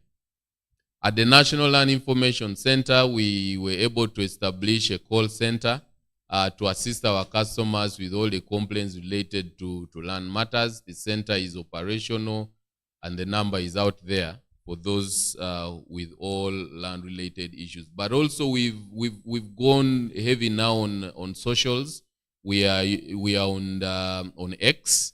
And our page is active. Of course, most of what we receive there is our abuses and negativity, but which is good because it means now we are interacting with you, and it gives us an opportunity to clean up our names, but also to respond to some of the issues that arise. So that page is catching up, and it's really doing a good job for us. One of the major things we have done, we've been all discussing issues in regards to fraud and forgeries and so on. This system was aimed to bring all government MDAs onto a unified platform for data sharing. So UG Hub under NITA-U, and that was a government policy that required that all government agencies must share data to avoid one, duplication, but also delays in service delivery because someone needed to submit documents physically. So these are a variety of different agencies that we have integrated with. I will discuss the importance of a few of them. For example, the National Identification Registration Authority. We had a challenge when we started a pilot study of this system, and one of the challenges we encountered then was the ministry required that one needed to submit their copy of identification to the registry for purposes of helping us proceed with the registration. But we realized that Ugandans are too bright, too sharp, that they would actually formulate a copy of a national ID with a different picture, and we could actually proceed to do registration with a forged identification. So what did we do? We integrated our system with the National Identification Registration Authority, and all we require from you is your national identification number. So when we input that national identification number, which is a mandatory field to say, it checks against the national registration database, and it will return us all the details that are required to actually ascertain your identity. And so that is how we're able to block some of these forgeries that are related to identities. We are looking at Uganda Revenue Authority. Assistant Commissioner talked about closing of leakages in regards to revenue for government. When this system came, this system at its pilot phase was actually able to pay off the World Bank debt that it had incurred for implementation, which included construction of buildings and so on. Why? Because of this very important integration we did with Uganda Revenue Authority. How did we do this? One, you would find that someone would be transferring property, say in the middle of Kololo, probably costing about government value of about 1.5 billion hypothetically, and they would come with a forged receipt.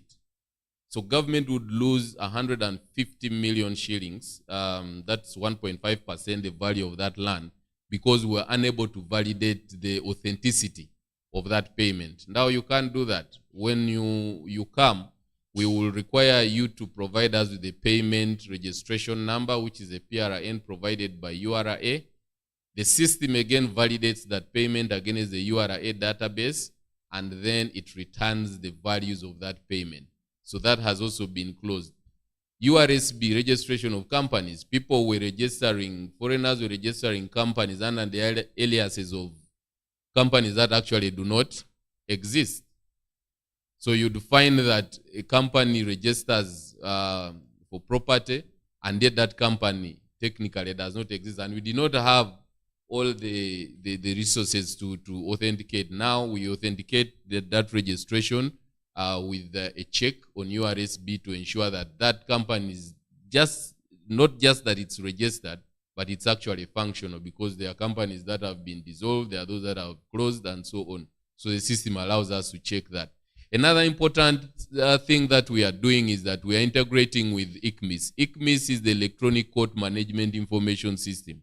So we've heard about forgeries in things like letters of administration.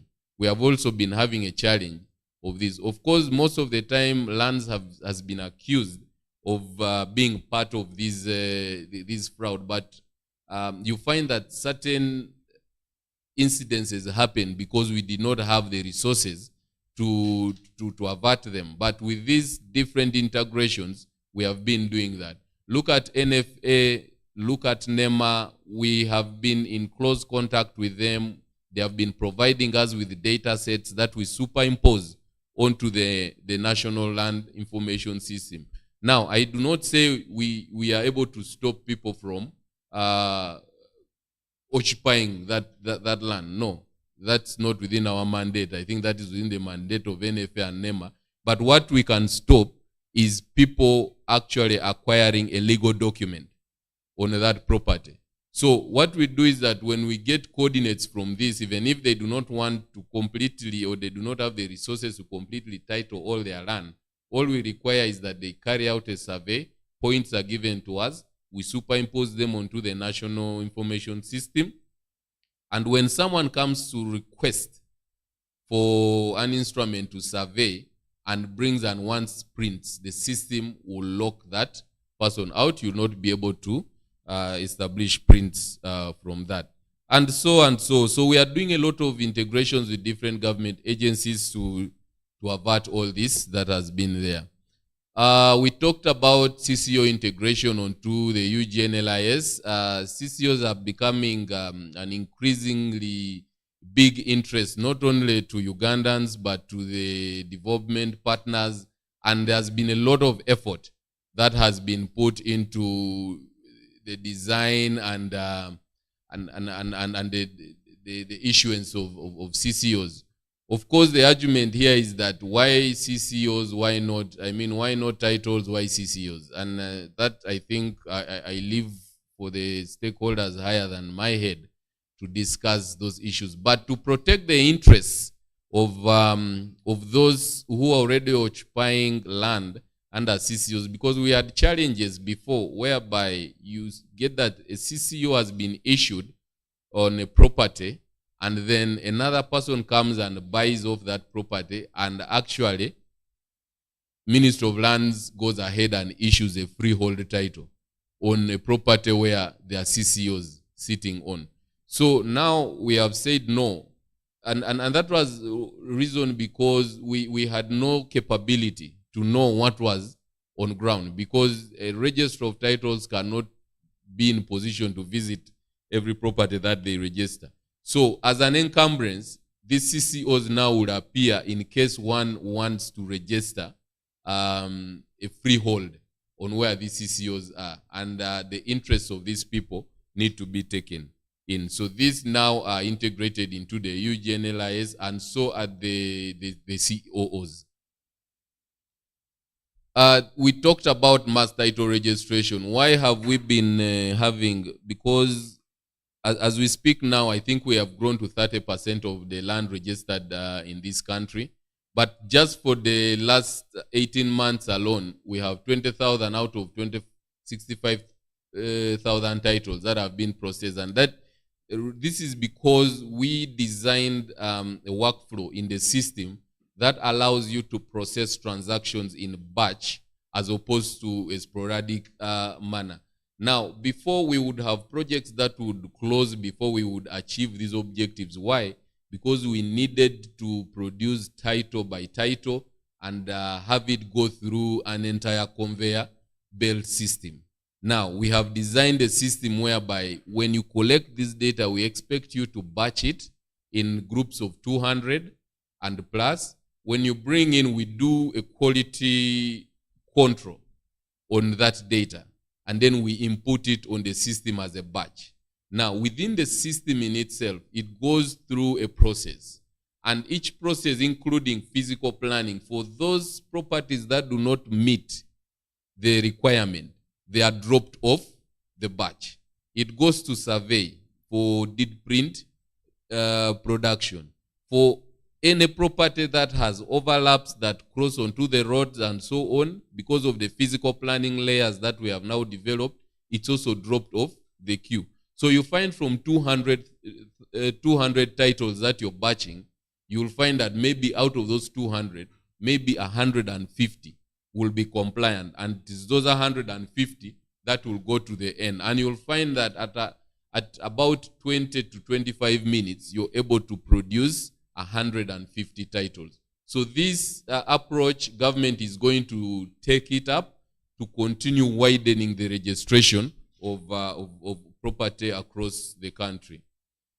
Most importantly now, the question has been, Ministry of Lands has been digitizing, but we have not seen anything digital about Ministry of Lands. We have been talking about digitization for the last 10 years, but the public has not felt our presence from the public perspective. What are we doing now? The past 10 years, it was about cleaning house. It was about us establishing that our resources are confident enough, cleaning our data sets, ensuring that all the information we needed has been digitized. Now, don't quote me wrong. We have not completed that process 100%, but we can confidently say that we are 80% safe. Now, where is the 20%? You're looking at properties that have issues, properties that were identified with overlaps, properties that were identified with double plots, properties that were registered in wetlands, properties that were registered in forestry. Now, that's why you're hearing the massive cancellation of titles. That's why you're hearing a lot of hearings being conducted at the Commissioner Land Registration Office to ascertain which title has to go to the system and which title has to be cancelled. Now, due to public interest, we decided to say, okay, how many services can we slowly begin to take to the public? And we said, let's introduce what we call the public portal. The public portal has taken a lot of interest. A lot of people are now using it. There is actually a lot of traffic coming in. But what does this public portal do? The public portal for now, as our first setup, allows you to perform 4 items. Item number 1, it allows you to carry out a search. Now, before it required that everyone had to physically apply for search at the ministry zonal office. We are saying this time should come to an end. And we are saying you should be able to make the search at the comfort of your being. A land valuation. This has been one of the most controversial points in land registration, where one, government has been losing a lot of revenue because of the physical contact between the clients and the ministry staff, which allows room for negotiation, whereby you're given, someone is given a high value for a property, he has room to negotiate, everyone gets a win-win, but government loses. Some of you clients out there, because of your dealings with middlemen have also been losing a lot of resources because of that. Reason being, the client gives you a different value, he comes and discusses a different value, and then what is paid is actually totally different. Now we are saying for us to begin to slowly automate all our processes, we are planning to take land valuation out of physical contact. So in a few weeks to come, you will now be required to submit all your requests for valuation online. And when that request comes, we are developing another system called the Land Valuation Management Information System. That is designed to automate values according to areas. So the system-to-system integration now between the National Land Information System and the Land Valuation Management System is going to close a lot of gap, one, in overvaluation of property, but also loss of revenue to the government. We have one called search parcels. Search parcels literally gives you a shape of your land. Now, as I was following the discussions, there's been issues about banks actually issuing out loans on property that are non-existent on ground. And of course, while we like to blame Ministry of Lands, we ask ourselves, where were the valuers of the bank? Did they go on ground to do due diligence before this happened? Now, we have property and challenges that most of our property, because of the geometry, it was not linked. Now, what we are currently doing is that we are linking the property to the parcel on the ground. You can call it a plot. Why are we doing this? One, we want to avoid issues of being able to issue two different titles on the same piece of land.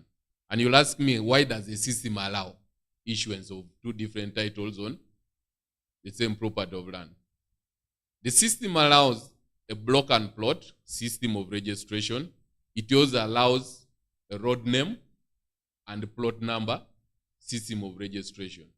So indeed, I can decide to name the same plot using block and plot, and then go ahead and register the same property using a road name and plot. If that property is not linked, the system will never detect it as the same property. So the linking of the parcel will now allow us to tie one property to one parcel. So if you are tempted to establish another property on that same plot, the system would reject. And these are some of the outcomes, how the parcel search looks. When you do a parcel search, it will give you the shape of the land with its area, its dimensions, and all those other properties that are there. Our online search is also there. You can address it to someone. But most importantly, it gives you the tenure details, it gives you the acreage, it gives you the ownership, and any encumbrance that is registered on this property. But most importantly, what we did is that we also added this portal to be able to show you any ongoing transaction on the specific piece of land. So you find that sometimes you're negotiating to buy land. Everything checks out. Probably you're on the field and everything looks okay. There is no disagreement on site. And yet, at the ministry, someone is lodging a caveat. So you go ahead and buy this property, and you actually did a search last week, which was okay. And someone, as of today, when you're buying it, is placing a caveat. Now, we are also advising that last minute check before you deposit your money, do a quick online search. You will find that there will be a column down there that says ongoing transaction, and you find that it's actually being transferred, which means the title you might be having is actually a fake title, because the real title is being transferred within the ministry, or it's being mortgaged, or the title is with the bank. So it's very important for us now that, but also when you're just sitting there, wake up one day, check 10,000 shillings. That's the cost of this. Some of us wake up when we are being evicted. We do not even know that our property is being taken. And then on the right, you'll see that is what we call search for transaction. We are trying to improve it to add more features, but this allows our clients to be able to track their transactions, how far they have gone. In case there is a delay, they will be able to see where that delay is. Because one important thing we are trying to do is that we are trying to decongest the offices as much as possible. For our corporate clients, we are talking about the advocates, we are talking about the surveyors, we are talking about the banks, we are talking about the real estate agents. Most of us, the question has been, is technology taking us out of play? Technology doesn't take you out of play for as long as you don't sleep. But technology will surely take you out of play if you slumber. Now, Assistant Commissioner discussed the streamlining of who deals in land and so on. Our role from a technical perspective is how best are we going to help these people deal in lands. One of our first clients that we are taking online are the banks in regards to submission of mortgages. Reason it as quick as possible for Ugandans to be able to acquire a mortgage. So now the bank will not be required to come to the ministry to start a mortgage process. That mortgage process will start from the bank, from the point of verification of ownership of that property to submission of all the necessary documents. After that submission, when we start the processing of that mortgage, if it is cleared, it will reach a point where an email will be sent to the bank to deliver the physical title to be able to, for us to be able to effect that mortgage.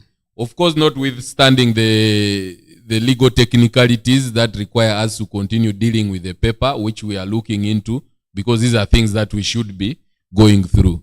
The surveyors, on the other hand, are also going online in regards to their requests for instruments to survey. We are also saying the surveyors should be able to request for this information from wherever they are. The banks, the advocates, there is a plan, and we'll be, of course, inviting different stakeholders using their different bodies for us to discuss how best we can achieve this plan. But there is a plan to allow the advocates to be able to query the system in regards to different documentations such as mortgage deeds and so on to help them in decision making. This is all work in play, and we are sure that we will be achieving this. What are the challenges? What are the challenges? Of course, our challenges, we had a poor state and quality of land records, including the maps. We have been reconstructing these. You find that the issues of overlaps are due to one map they were using got lost. They started on another sheet, and so we are cleaning all this up. We have over-centralized, we had an over-centralized land administration system, which we are now, we have decentralized in terms of operations. Our zonal offices are one-stop shops now. Land acquisition and registration procedures were cumbersome back in the days. For those who attempted to register property, you'd find that it would take quite a long time. But now this is a thing of the past. Transaction costs of using land as collateral were extremely high due to the depleted state of the land offices and the records, inefficient and poorly maintained utility systems. That's the basic infrastructure that we've been using. We had a slow adaptation of the ministry structure to the new working environment as the government usually operates. It was slow for us to adopt to this, but now we are moving a bit faster. Our sensitization, we've been accused a lot for even things that we have not done, that we are not aware of. you find that sometimes someone will accuses Minister of Lands of not registering their property for months, but when you realize it's actually the broker who received the documents and never submitted them to the ministry. So we have been doing a lot of sensitization on how best we can resolve this. Inadequate capacity for service delivery has been an issue which now we feel has been addressed. Of course, the legal and the regulatory framework was not fully consistent with the flexible development framework driven by the modernization of land administration services. Population growth has not only led to increase in land disputes, but also puts a great pressure on wetlands. So in terms of, if I went back here just quickly, we are looking at how best can we create what we call licensed agents who will be responsible in dealing with land. And I think already the Assistant Commissioner has highlighted on this, and we need to clearly come out on who should we be dealing with so that it's easier for us to hold them accountable. The issue of putting biometrics, we might not necessarily require the owner of the land to be present, but we need to capture complete, concrete details about who we are dealing with as a submitter, so that in case of anything, we are able to trace who started this thing within the land office. So, thank you. Thank you so much, Mr. Lenin. Powerful submission and interesting conclusion. Like I said, our dear colleagues, viewers, and listeners, we're going to take all the questions at the very end. Next, we have Mr. Peter Walubiri, the managing partner of KBW, formerly Kwesigabo Bamwine Walubiri and Company Advocates, who's going to talk about litigation in land matters. I did point out earlier that we have over 8,000 cases arising out of land. Well over, it could be over 10,000. Of course, at times these statistics are not owned up, but this is the reality of the day. Land conflict is an issue, and it is suffocating property rights. It is suffocating economic development. Over to you, sir. Kindly take us through, share your experience, share the strategies, guide your peers, your juniors, and maybe prospective clients. I thank you.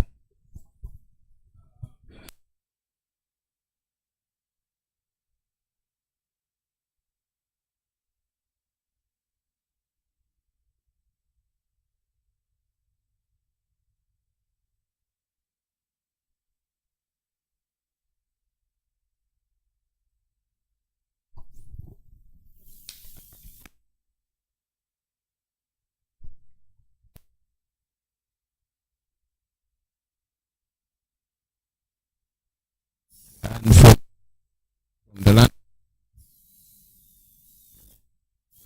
there is a glimmer of hope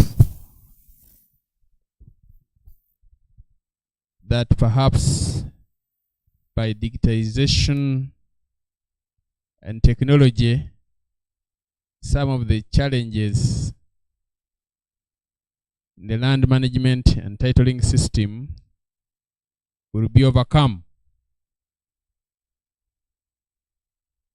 But if you listen to the last speaker, there are still challenges towards the end. And if you listen to my sister Sarah on managing economic development and the land rights, we shall for a long time to come be bedeviled with land disputes. As population grows, as our economy remains largely based on the land, and the land is not increasing except for a few encroaches on the reserves and the water bodies. As the ugly head of corruption in public and private life still rears its ugly head, the 8,000 cases in the land division will grow, and those in the circuits, the rest of the country. So for those that are involved in managing these disputes, one of the recourse is litigation. These days there is emphasis and a clamor for ADR. But there are very few cases that end up in court before the parties try alternatives. Lawyers will be writing notices of intention to sue. LCs will have tried to mitigate. The invincible RDC would have moved on to the land to try and solve the problem. Clan heads and elders and family. When all that fails, you head to litigation, and can be grinding and taxing. The insights I want to share is how to try to prepare well for this litigation, so that perhaps we spend a lot less time. You see, the average, in my experience, time you spend, say, in the High Court on a land dispute is about 4 years. If you are lucky, you can really finish in 2 years, but for most, you may go to 7 years and then do the appellate process to the Court of Appeal and to the Supreme Court, and by the time you are done, at least a decade is down the road.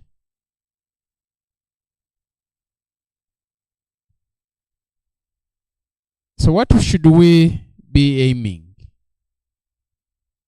We try ADR, we try everything, it fails, we prepare for litigation.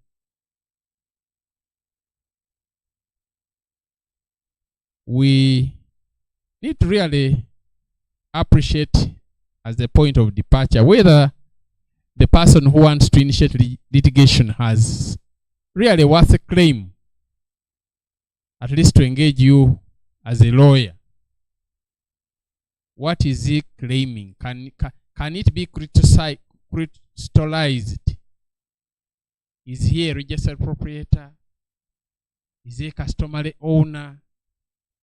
Is he a purchaser? Is he a vendor? Is he a landlord? Is he a tenant? Where does he fall? Is he a lawful or bona fide occupant?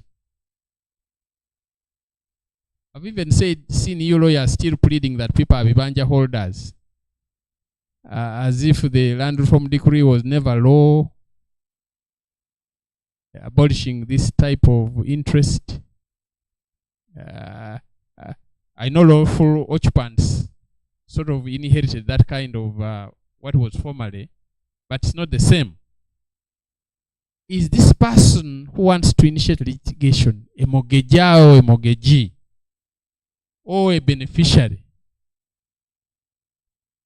Because I've seen pleadings where you don't know what is the claim of this person. What is his interest in this land? And what is the land? Sometimes even the description itself of the property in issue is not known. Somebody says, my grandfather, great-grandfather had a PC or an FC, provisional certificate, or an FC. You say, where is the FC? FCs were supposed to translate into MRVs. They said, no, there's this cadastral old map. it shows that my grandfather, don't you see the name here? And that's how we start off bad litigation, where a claim cannot be crystallized. That would eliminate perhaps part of the bad litigation. Now, once it is clear that there is a clear claim being made, it may be necessary before rushing to litigation to take some measures to secure that land. Perhaps you run to Johnson and register a caveat. Otherwise, by the time you try to sue and so on, there's a bona fide purchaser or mortgagee. Perhaps it is necessary to secure possession.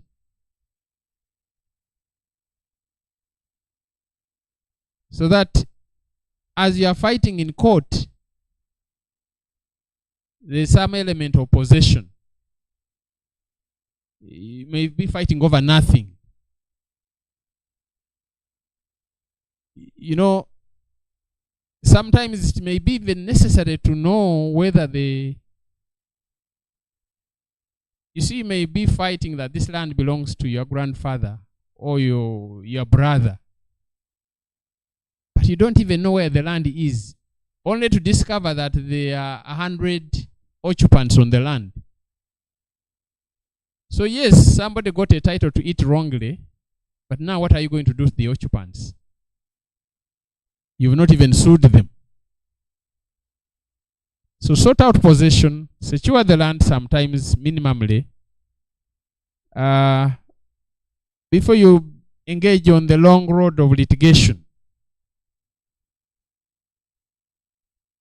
There's always pressure to file today or this afternoon and get an injunction. But it is worthwhile to do a bit of investigation of this claim before embarking on the litigation journey. Unless you hope that along the way you'll be amending or withdrawing and refiling and sometimes paying costs. There will be a lot of documentation in the district land office.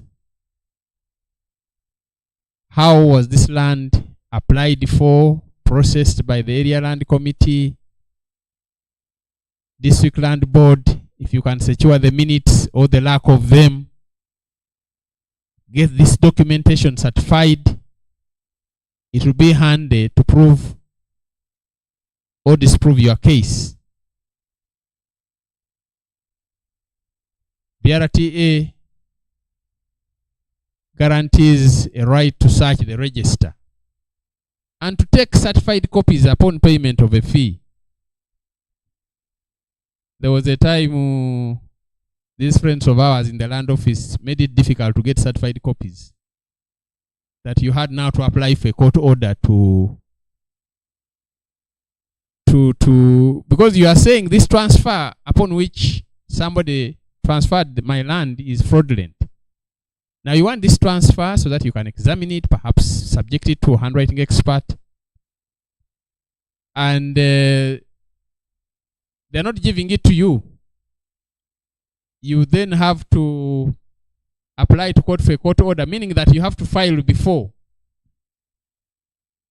One time I filed, I didn't have the documents, the land was being transferred.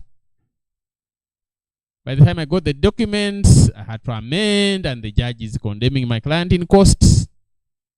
So it's worthwhile to do as much investigation and take copies and certify them before making the real decision to litigate. It is necessary to interview as many witnesses as possible so that you secure enough material to enable filing a solid case which can proceed with minimum interruption.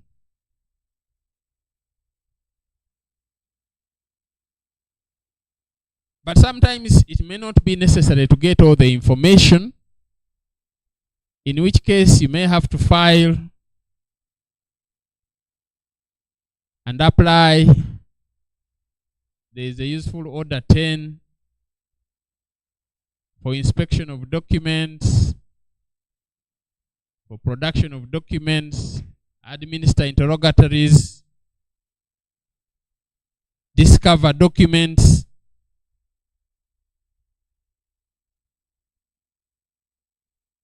carry out surveys, carry out valuations. All those are possible under Order 10 and perhaps also under Order 41, Rule 7. You can do applications for inspection, surveys, and so on. So that you get enough documentation to work through this dispute.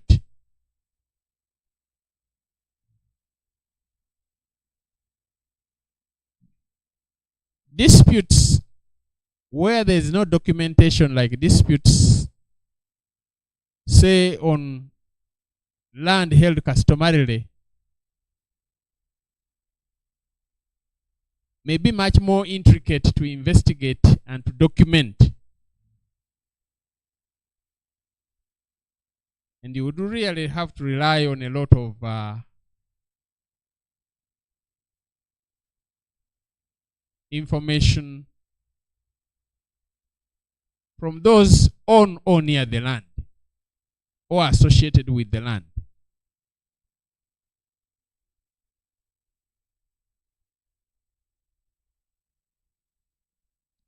I know that these days we do trials by witness statements. And lawyers sit in their offices without fully interviewing these witnesses, and they write lengthy argumentative witness statements. And this old man comes and they are purported to interpret this witness statement for him or her.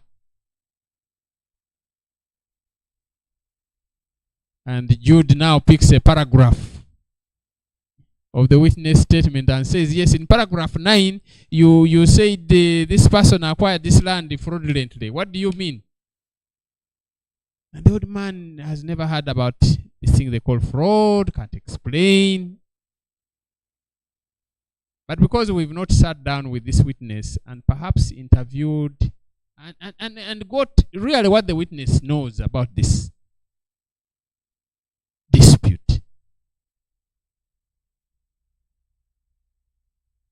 so eventually the witness statement is abandoned, and the witness, if the judge is a good one, can allow the witness to testify in the normal way.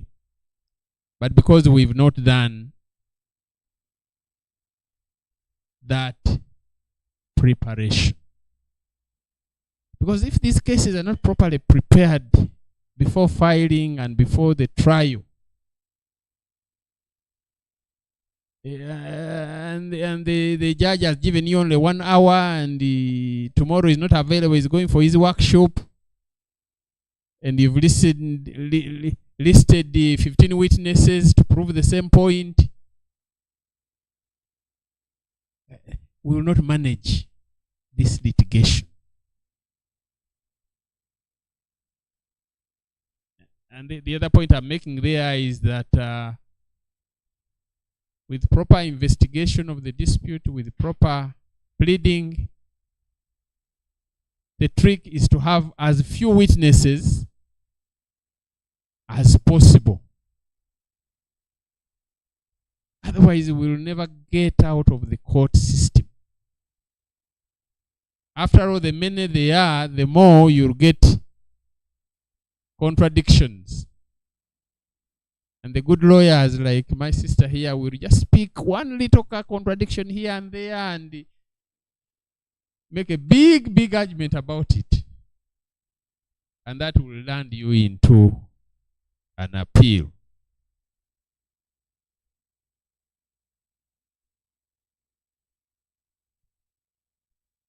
We've also not lately experimented with the procedure where we can agree on a number of facts and agree to submit those facts to a point of law. Say, assuming this fact 1, 2, 3, 4 are correct,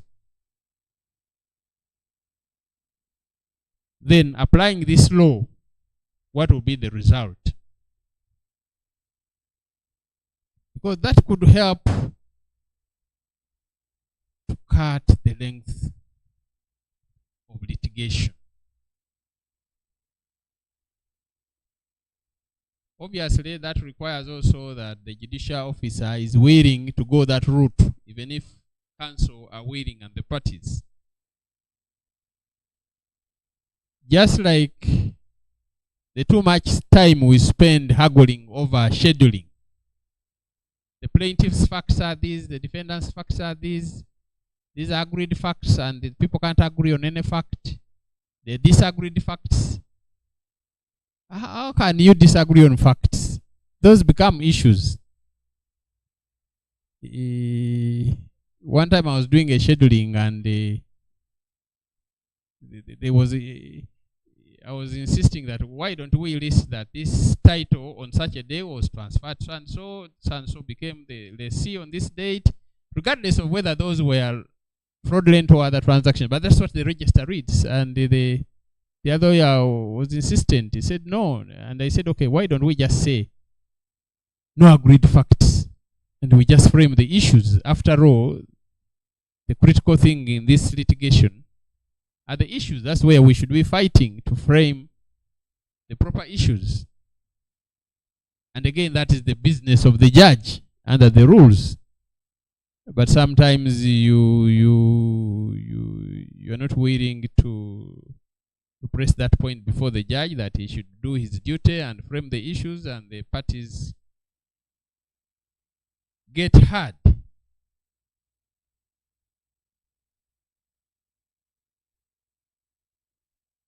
Really, the point I'm making is that we should find ways and means of trying to reduce the amount of time that we do for litigation by preparing better, by being more accommodative. Obviously, the person with a bad case will always want to prolong the hearing. But here is the trick. You see, if you are a practitioner, today you have the bad case, you want to delay. But tomorrow you are appearing with the same Jude.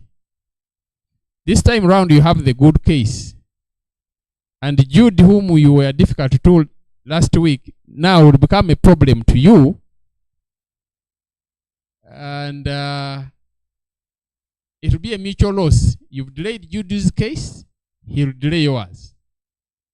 Perhaps Jude's fees is a small amount on a slightly smaller case, but yours now is the big one. But now Jude becomes the problem because he refuses to sign your GSM because you refuse to sign his, and the matter is adjourned for 3 more months or 6. You know, we are already getting dates in May and June next year.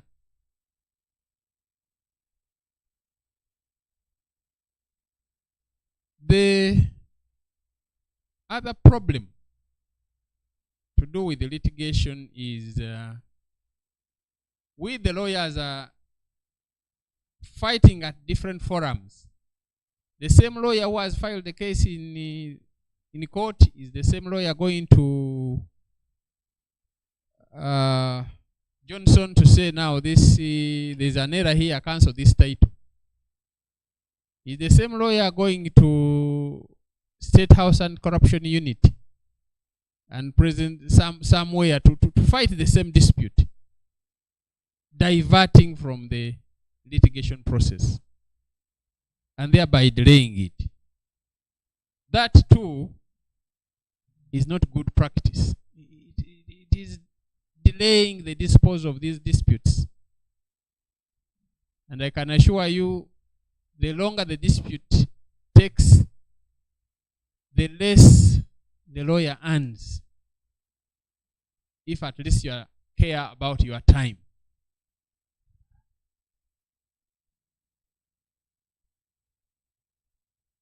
The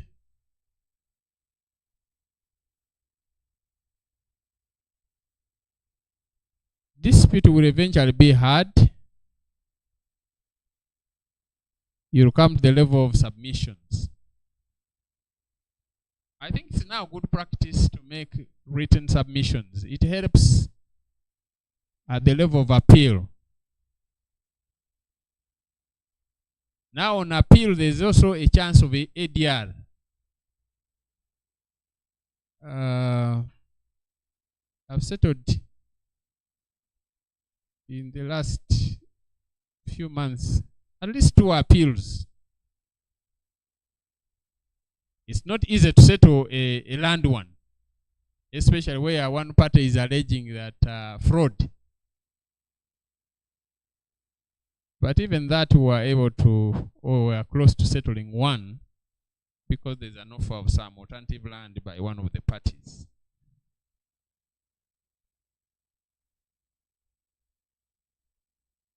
There is then the challenge of execution.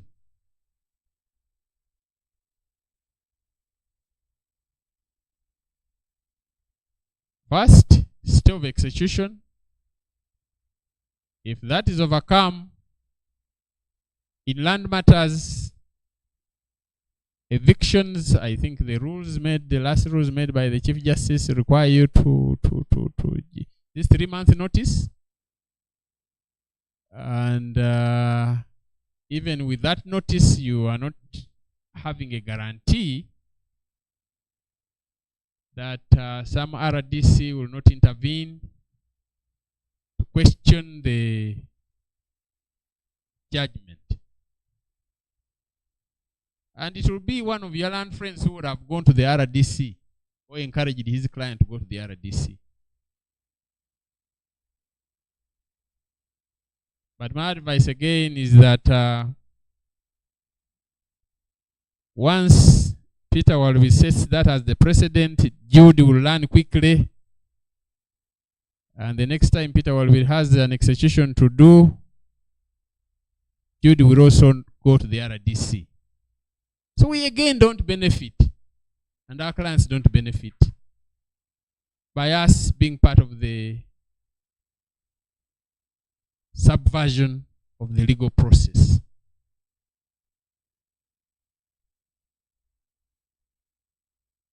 We, by nature of the time we have, cannot really do justice to this topic. In fact, I deliberately did not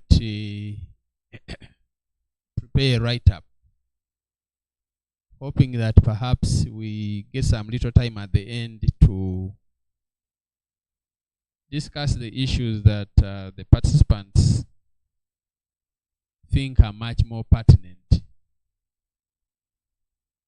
on this issue. Moderator, I thank you. Thank you so much, Mr. Walubiri. Like I alluded to earlier, Mr. Walubiri has over 40 years legal experience. He has worked both in the public sector and the private sector. We surely don't have a lot of time at our disposal. We'll be having this as an annual event. It will be better planned and managed next year. We hope to have it as a full day's event. Now, let us delve right into the questions. We have to close by 2. So, Lenin, are you online? Lenin, can you hear us? Lenin? Yes, I can hear you, Deo. I hope you can hear me. Yes, we can hear you. We are going to request you to respond to your questions quickly. I know you are about to enter a meeting. There is a question from Sophia. What are the planned timelines for operationalizing online mortgaging? Then there was also an issue in regard to risk management. This is a system that is susceptible to cyber attacks. If you could kindly touch, you don't have to unpackage your whole risk management plan, but we need to be sure that our system is safe. And maybe in terms of continuity, there were concerns on whether or not the ministry has a sustainability plan to continue with this system. I don't know whether there are other questions related to the system.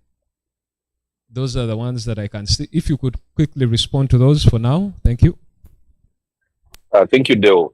Now, about what the planned timeline. By the end of this year, we should be having discussions with the bankers on the training on how they should be able to submit these mortgages. We should be having this going live at the start of in January. So this is something that is soon. By next month, we should be holding trainings for that. So this is something that is soon. About risk management, of course, just like any other system, we put a number of risk plans together, including establishment of data recovery sites. We use a lot of encryption mechanisms to ensure that the data that we are executing is protected from all fronts. So the data that we are actually giving into the public, you'll find that it is read-only data that cannot be changed by users. But also, in any case that that system is hacked, the best that can happen to it is probably denial of service, which means take it down on availability grounds. But we have all that checked in. We are working with different agencies like NITA-U to help us with different security risk management assessment. So we have it pretty secure from our end, and we know that we will move far. Thank you. Thank you so much. A few other quick questions. One of the advocates states that they have been trying to complete a transaction and they are told there is no toner. They are asking whether it is possible for the advocates to offer the ministry toner. That is an interesting offer. Then there's also a comment about system downtime. More often than not, your system is down. The system is a good initiative, surely. It will help with ease of business, but many a times the system is down. Can't validate this, can't validate that. How are you managing this? Of course, we'll also request you to respond to that offer. It's not every day that you're offered free things. Then there's also the issue of forged titles still entering the system. How is this happening? The system is supposed to be self-auditing. Do you carry out these audits? What corrective measures are you taking? How come we still have these inside jobs ongoing? No matter how much due diligence we do, there is still fraud. How are you able to help us manage this fraud? Quickly respond to that. Okay, yeah. In regards to the offer on Trona, we appreciate, but you're already doing your job by paying your taxes, so it is within our mandate to provide that services. It's very unfortunate that I think we are still we're just stabilizing from coming out from that period of COVID, that we had a resource constraint in regards to budget cuts, but all that is being settled up, and I'm very sure that for the past about a few months, we've not had issues in regards to Trona, really, but the other issue was about forged titles still entering into the system. We appreciate the concerns, but we should also know from any system perspective that the weakest link is always the human element. So the human element constitutes the weakest link in any system. And that is one thing that we are trying as much as possible to now see how best can we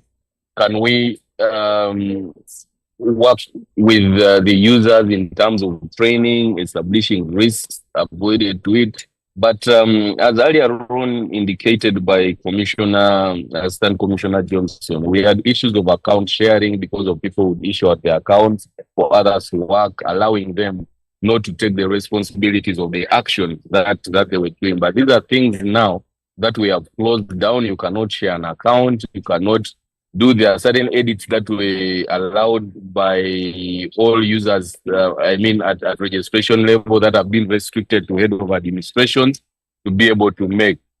Of course, there are certain holes that we left open because of the nature of our data that requires constant update. Most of these have been abused, but I can gladly say that the past about 3-4 months, I think we have had a decrease in this abuse because we have blocked that and put it into the hands of the responsible personnel. You had a third one. Remind me, though. That was the third question.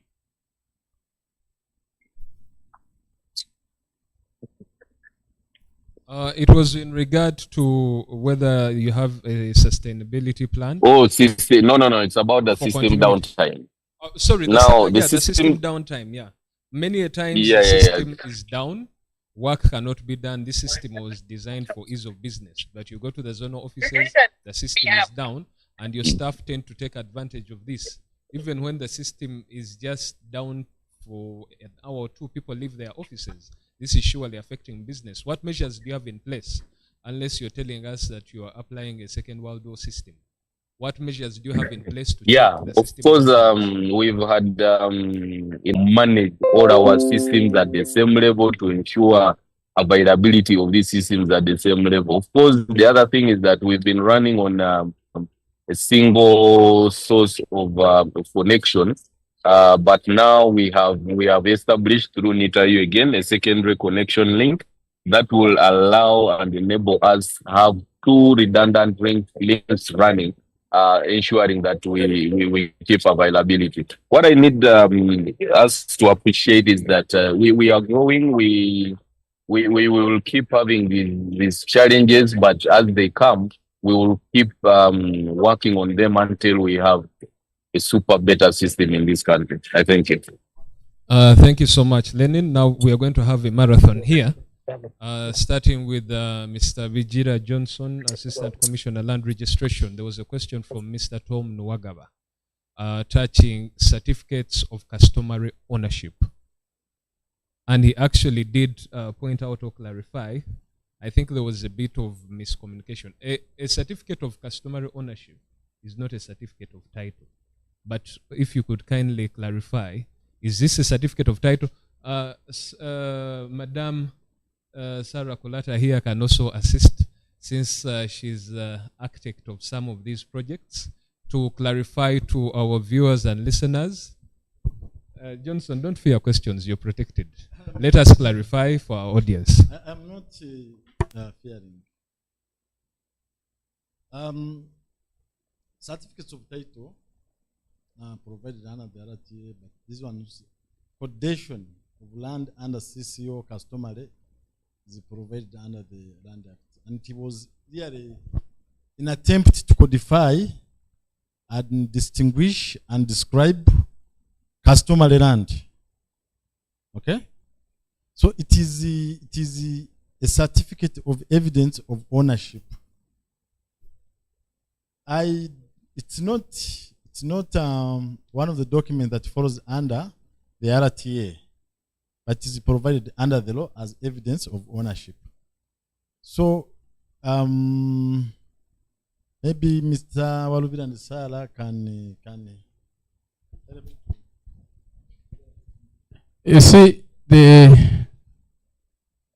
in the history of land recording, you can have various ways you record land. And the RTA represents the latest model of certifying and recording land. Initially, people you do it privately, then you do have you'd register deeds just like we register documents and so on. So a certificate of customer ownership doesn't really fall under title under the RTA, but it is a record of ownership.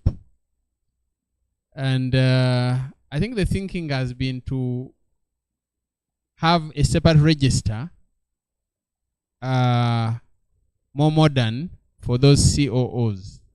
I know that Sarah and other people were involved in some project research on that area, but the two are distinct.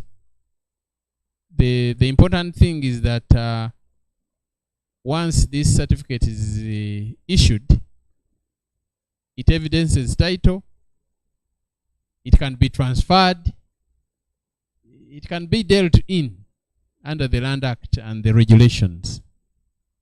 Sorry, you want? So, this document is not a certificate of title, but it is proof of customary ownership. Now, from a finance perspective, there's going to be a challenge. The banks are actually more comfortable in dealing with certificates of title. In my humble opinion, Ministry of Lands needs to, I know you're doing sensitization, but you surely need to do a lot more, lest there will be a contradiction. Mr. Tom Nwagaba, I hope that addresses your concern. If it does not, we shall surely extend that discussion. Of course, there was also the issue in regard to tenants of occupancy, noting on the encumbrance page. If I'm going to deal in a property and I find anything on the encumbrance page, that is a problem. Whether it is legal or illegal, so there will surely be a challenge there. Jude, Council Jude Yamukama, you talked about due diligence. A wise judge once said that land is not a vegetable. You must know the owners. But you see, interestingly, even for vegetables, I know. I'm very particular when I'm dealing with what? My vegetables. What is the degree of due diligence that we are expected to do today? From Mr. Walubiri's submission, the bar is surely high.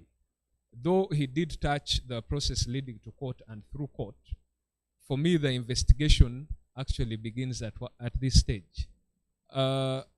Ministry of Lands issues a search certificate with a disclaimer at the bottom. We do not guarantee the authenticity of the information contained herein. Of course, I will request Mr. Vijira to talk about that later. In your opinion, Council, how far should we go or where should we stop? Now we have added the village drunkard to the list.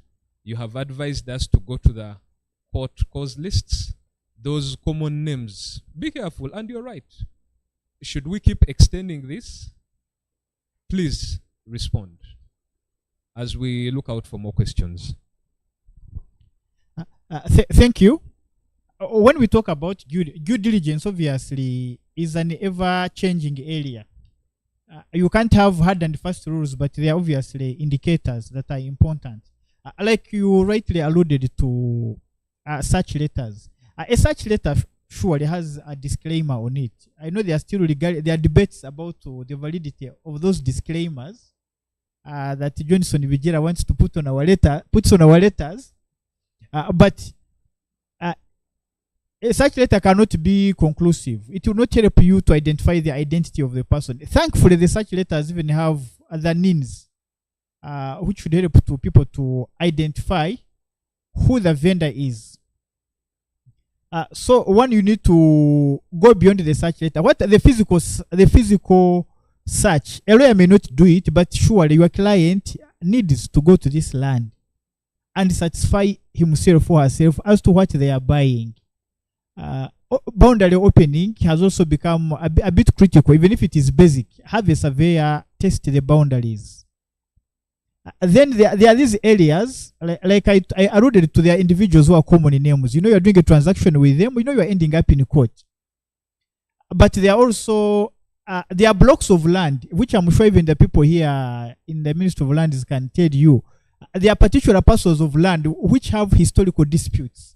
You know, land on this block in this area, you are buying 1 acre on it, be prepared for disputes.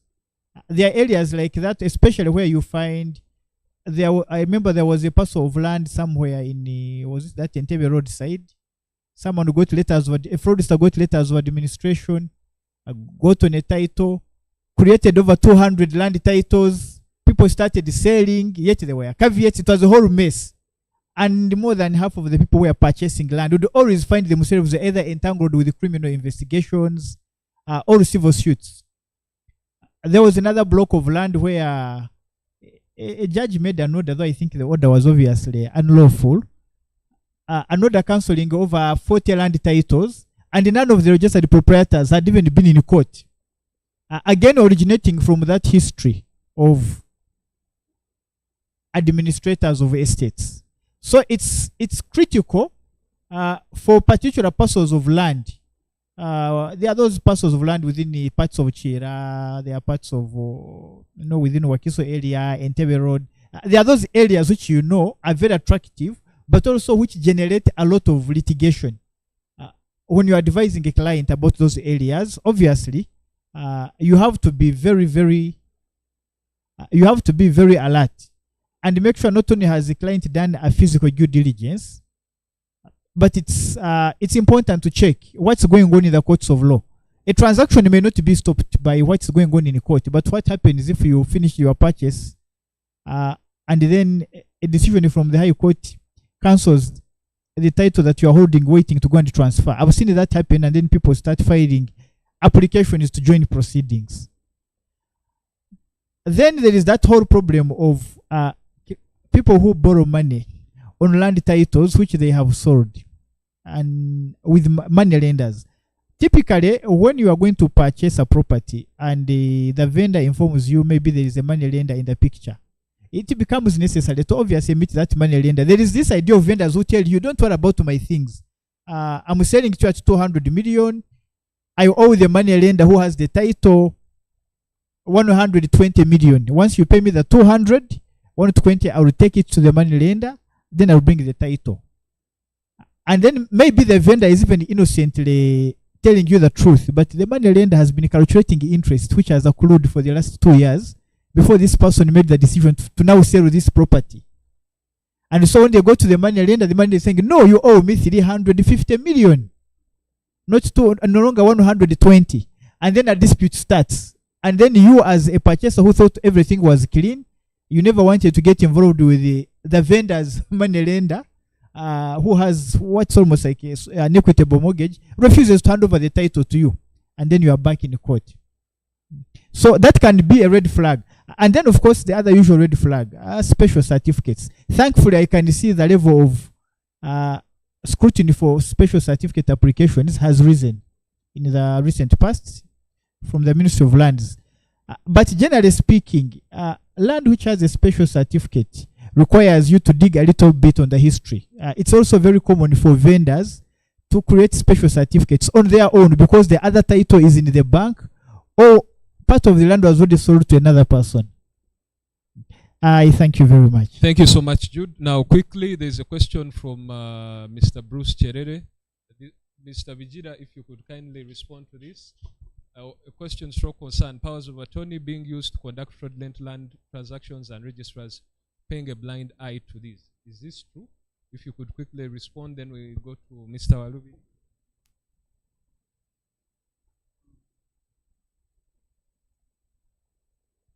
Well, powers of attorney are documents between the donor and donee.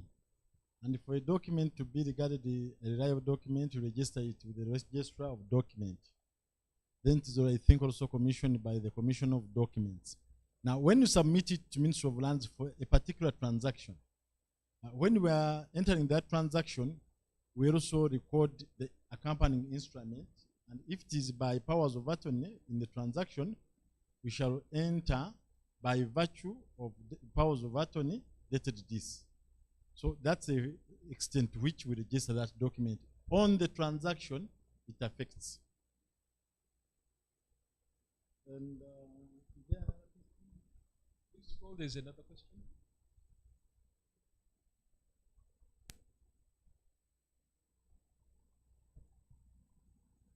What remedy? What remedy is available when registrars are complicit and even blocking any efforts to abate the land?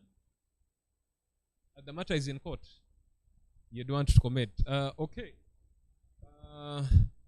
Mr. Bruce, apparently the matter is in court, so will not. Mr. Bijida is applying that rule here. Anyway, Mr. Walubidi, over to you, sir.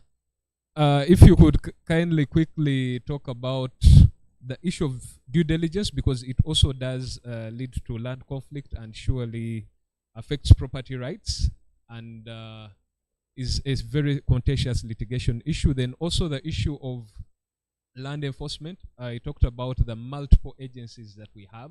Is it necessary to have these agencies? Then lastly would be the fact that the RDCs have been turned into an appellate court structure. Fine, the Chief Justice did issue guidelines, but I don't remember these guidelines saying that now for appeal purposes, go to the RDC. What do you have to say, and this is my opinion, about these kangaroo courts? Then we'll have a few other questions and go to Sarah Kulata as we conclude.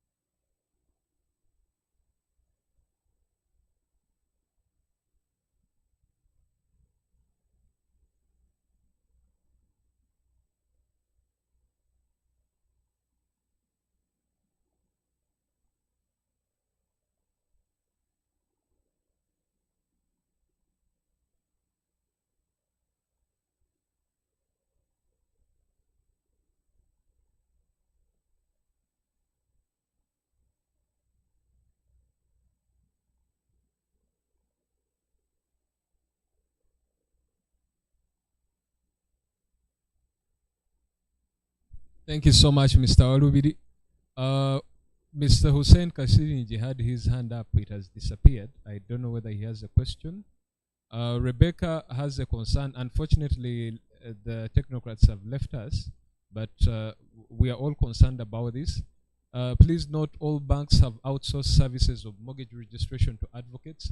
By you opting to start this process from the bank, you're edging out the advocates. Can you bear this in mind as you carry out your innovations? This is a concern. We are having continuous discussions with the ministry about this, among others. A discussion was started several years to talk about or introduce licensed agents where advocates and other professionals are supposed to fall. Unfortunately, I'm not the spokesperson of the ministry. Maybe none of us is, but this is a concern that we have, and we'll continue following up. I'm going to request Sarah Kulata to parting shots now. Parting shots, just in 2 words. There have been several questions. You can respond to any or just your parting remarks in regard to this discussion. We'll also have in 1 second from Jude and Mr. Walubidi, and we conclude. Thank you. Thank you, Mr. Moderator. I'm happy that we are taking this discussion further. And from what we got from the ministry, yes, we see that they are moving forward. But I wish they would move faster than they are moving. Because the advocates out there, you know, somebody has said they put a transaction in Wachiso and it has taken long without being handled. You and I know that they are walking as if it's they are tortoises. We want a turnover time which is very short. But yes, we are moving the right way, and I'm happy that the fraudsters are being handled slowly but surely. Thank you very much. Thank you so much. Jude, in 1 second. Thank you very much. And I think for me, the take home, like Adalia pointed out, I still encourage all our participants to take time and read that decision of Namayoga Barbara to shed more light on the ethical obligations which, as advocates, we undertake by virtue of carrying out transactions, especially those who are transactional lawyers. I thank you very much.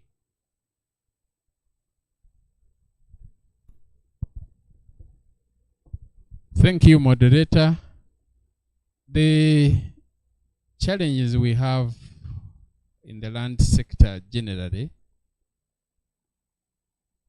will not be solved solely by law and not solely by lawyers. Some of the issues pervade public life and private life. It's a continuing obligation on all of us to improve on our ethical standards. Many people who purchase and sell land and many people who deal in many things are trying to cheat, are trying to do all sorts of things. So it's a bigger problem we should tackle from various aspects of national life. To our esteemed panelists, Mrs. Sarah Kulata Basangwa, Mr. Peter Walubidi, Mr. Jude Byamukama, Mr. Vijida Johnson in absentia, and Mr. Lenin Victor, we thank you so much for taking off your time. And to the audience that has been patient with us, thank you so much. Sorry once again about the technical glitch that we had at the beginning. You can talk about land the whole day. Land is a political question. Land stems from the Bible. Before Christ, we cannot conclude the land question today, but it is clear that land is a valuable asset. We must do our due diligence right. We must be strategic, even as we carry out our litigation.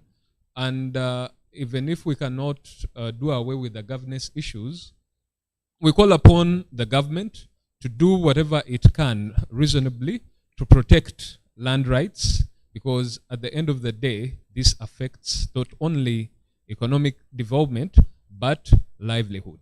This is going to be an annual event. We shall ensure that we have more time next year and more speakers.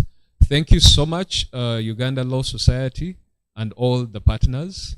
Have yourselves a lovely afternoon. I thank you. Kali Kumutima Deo, your moderator today.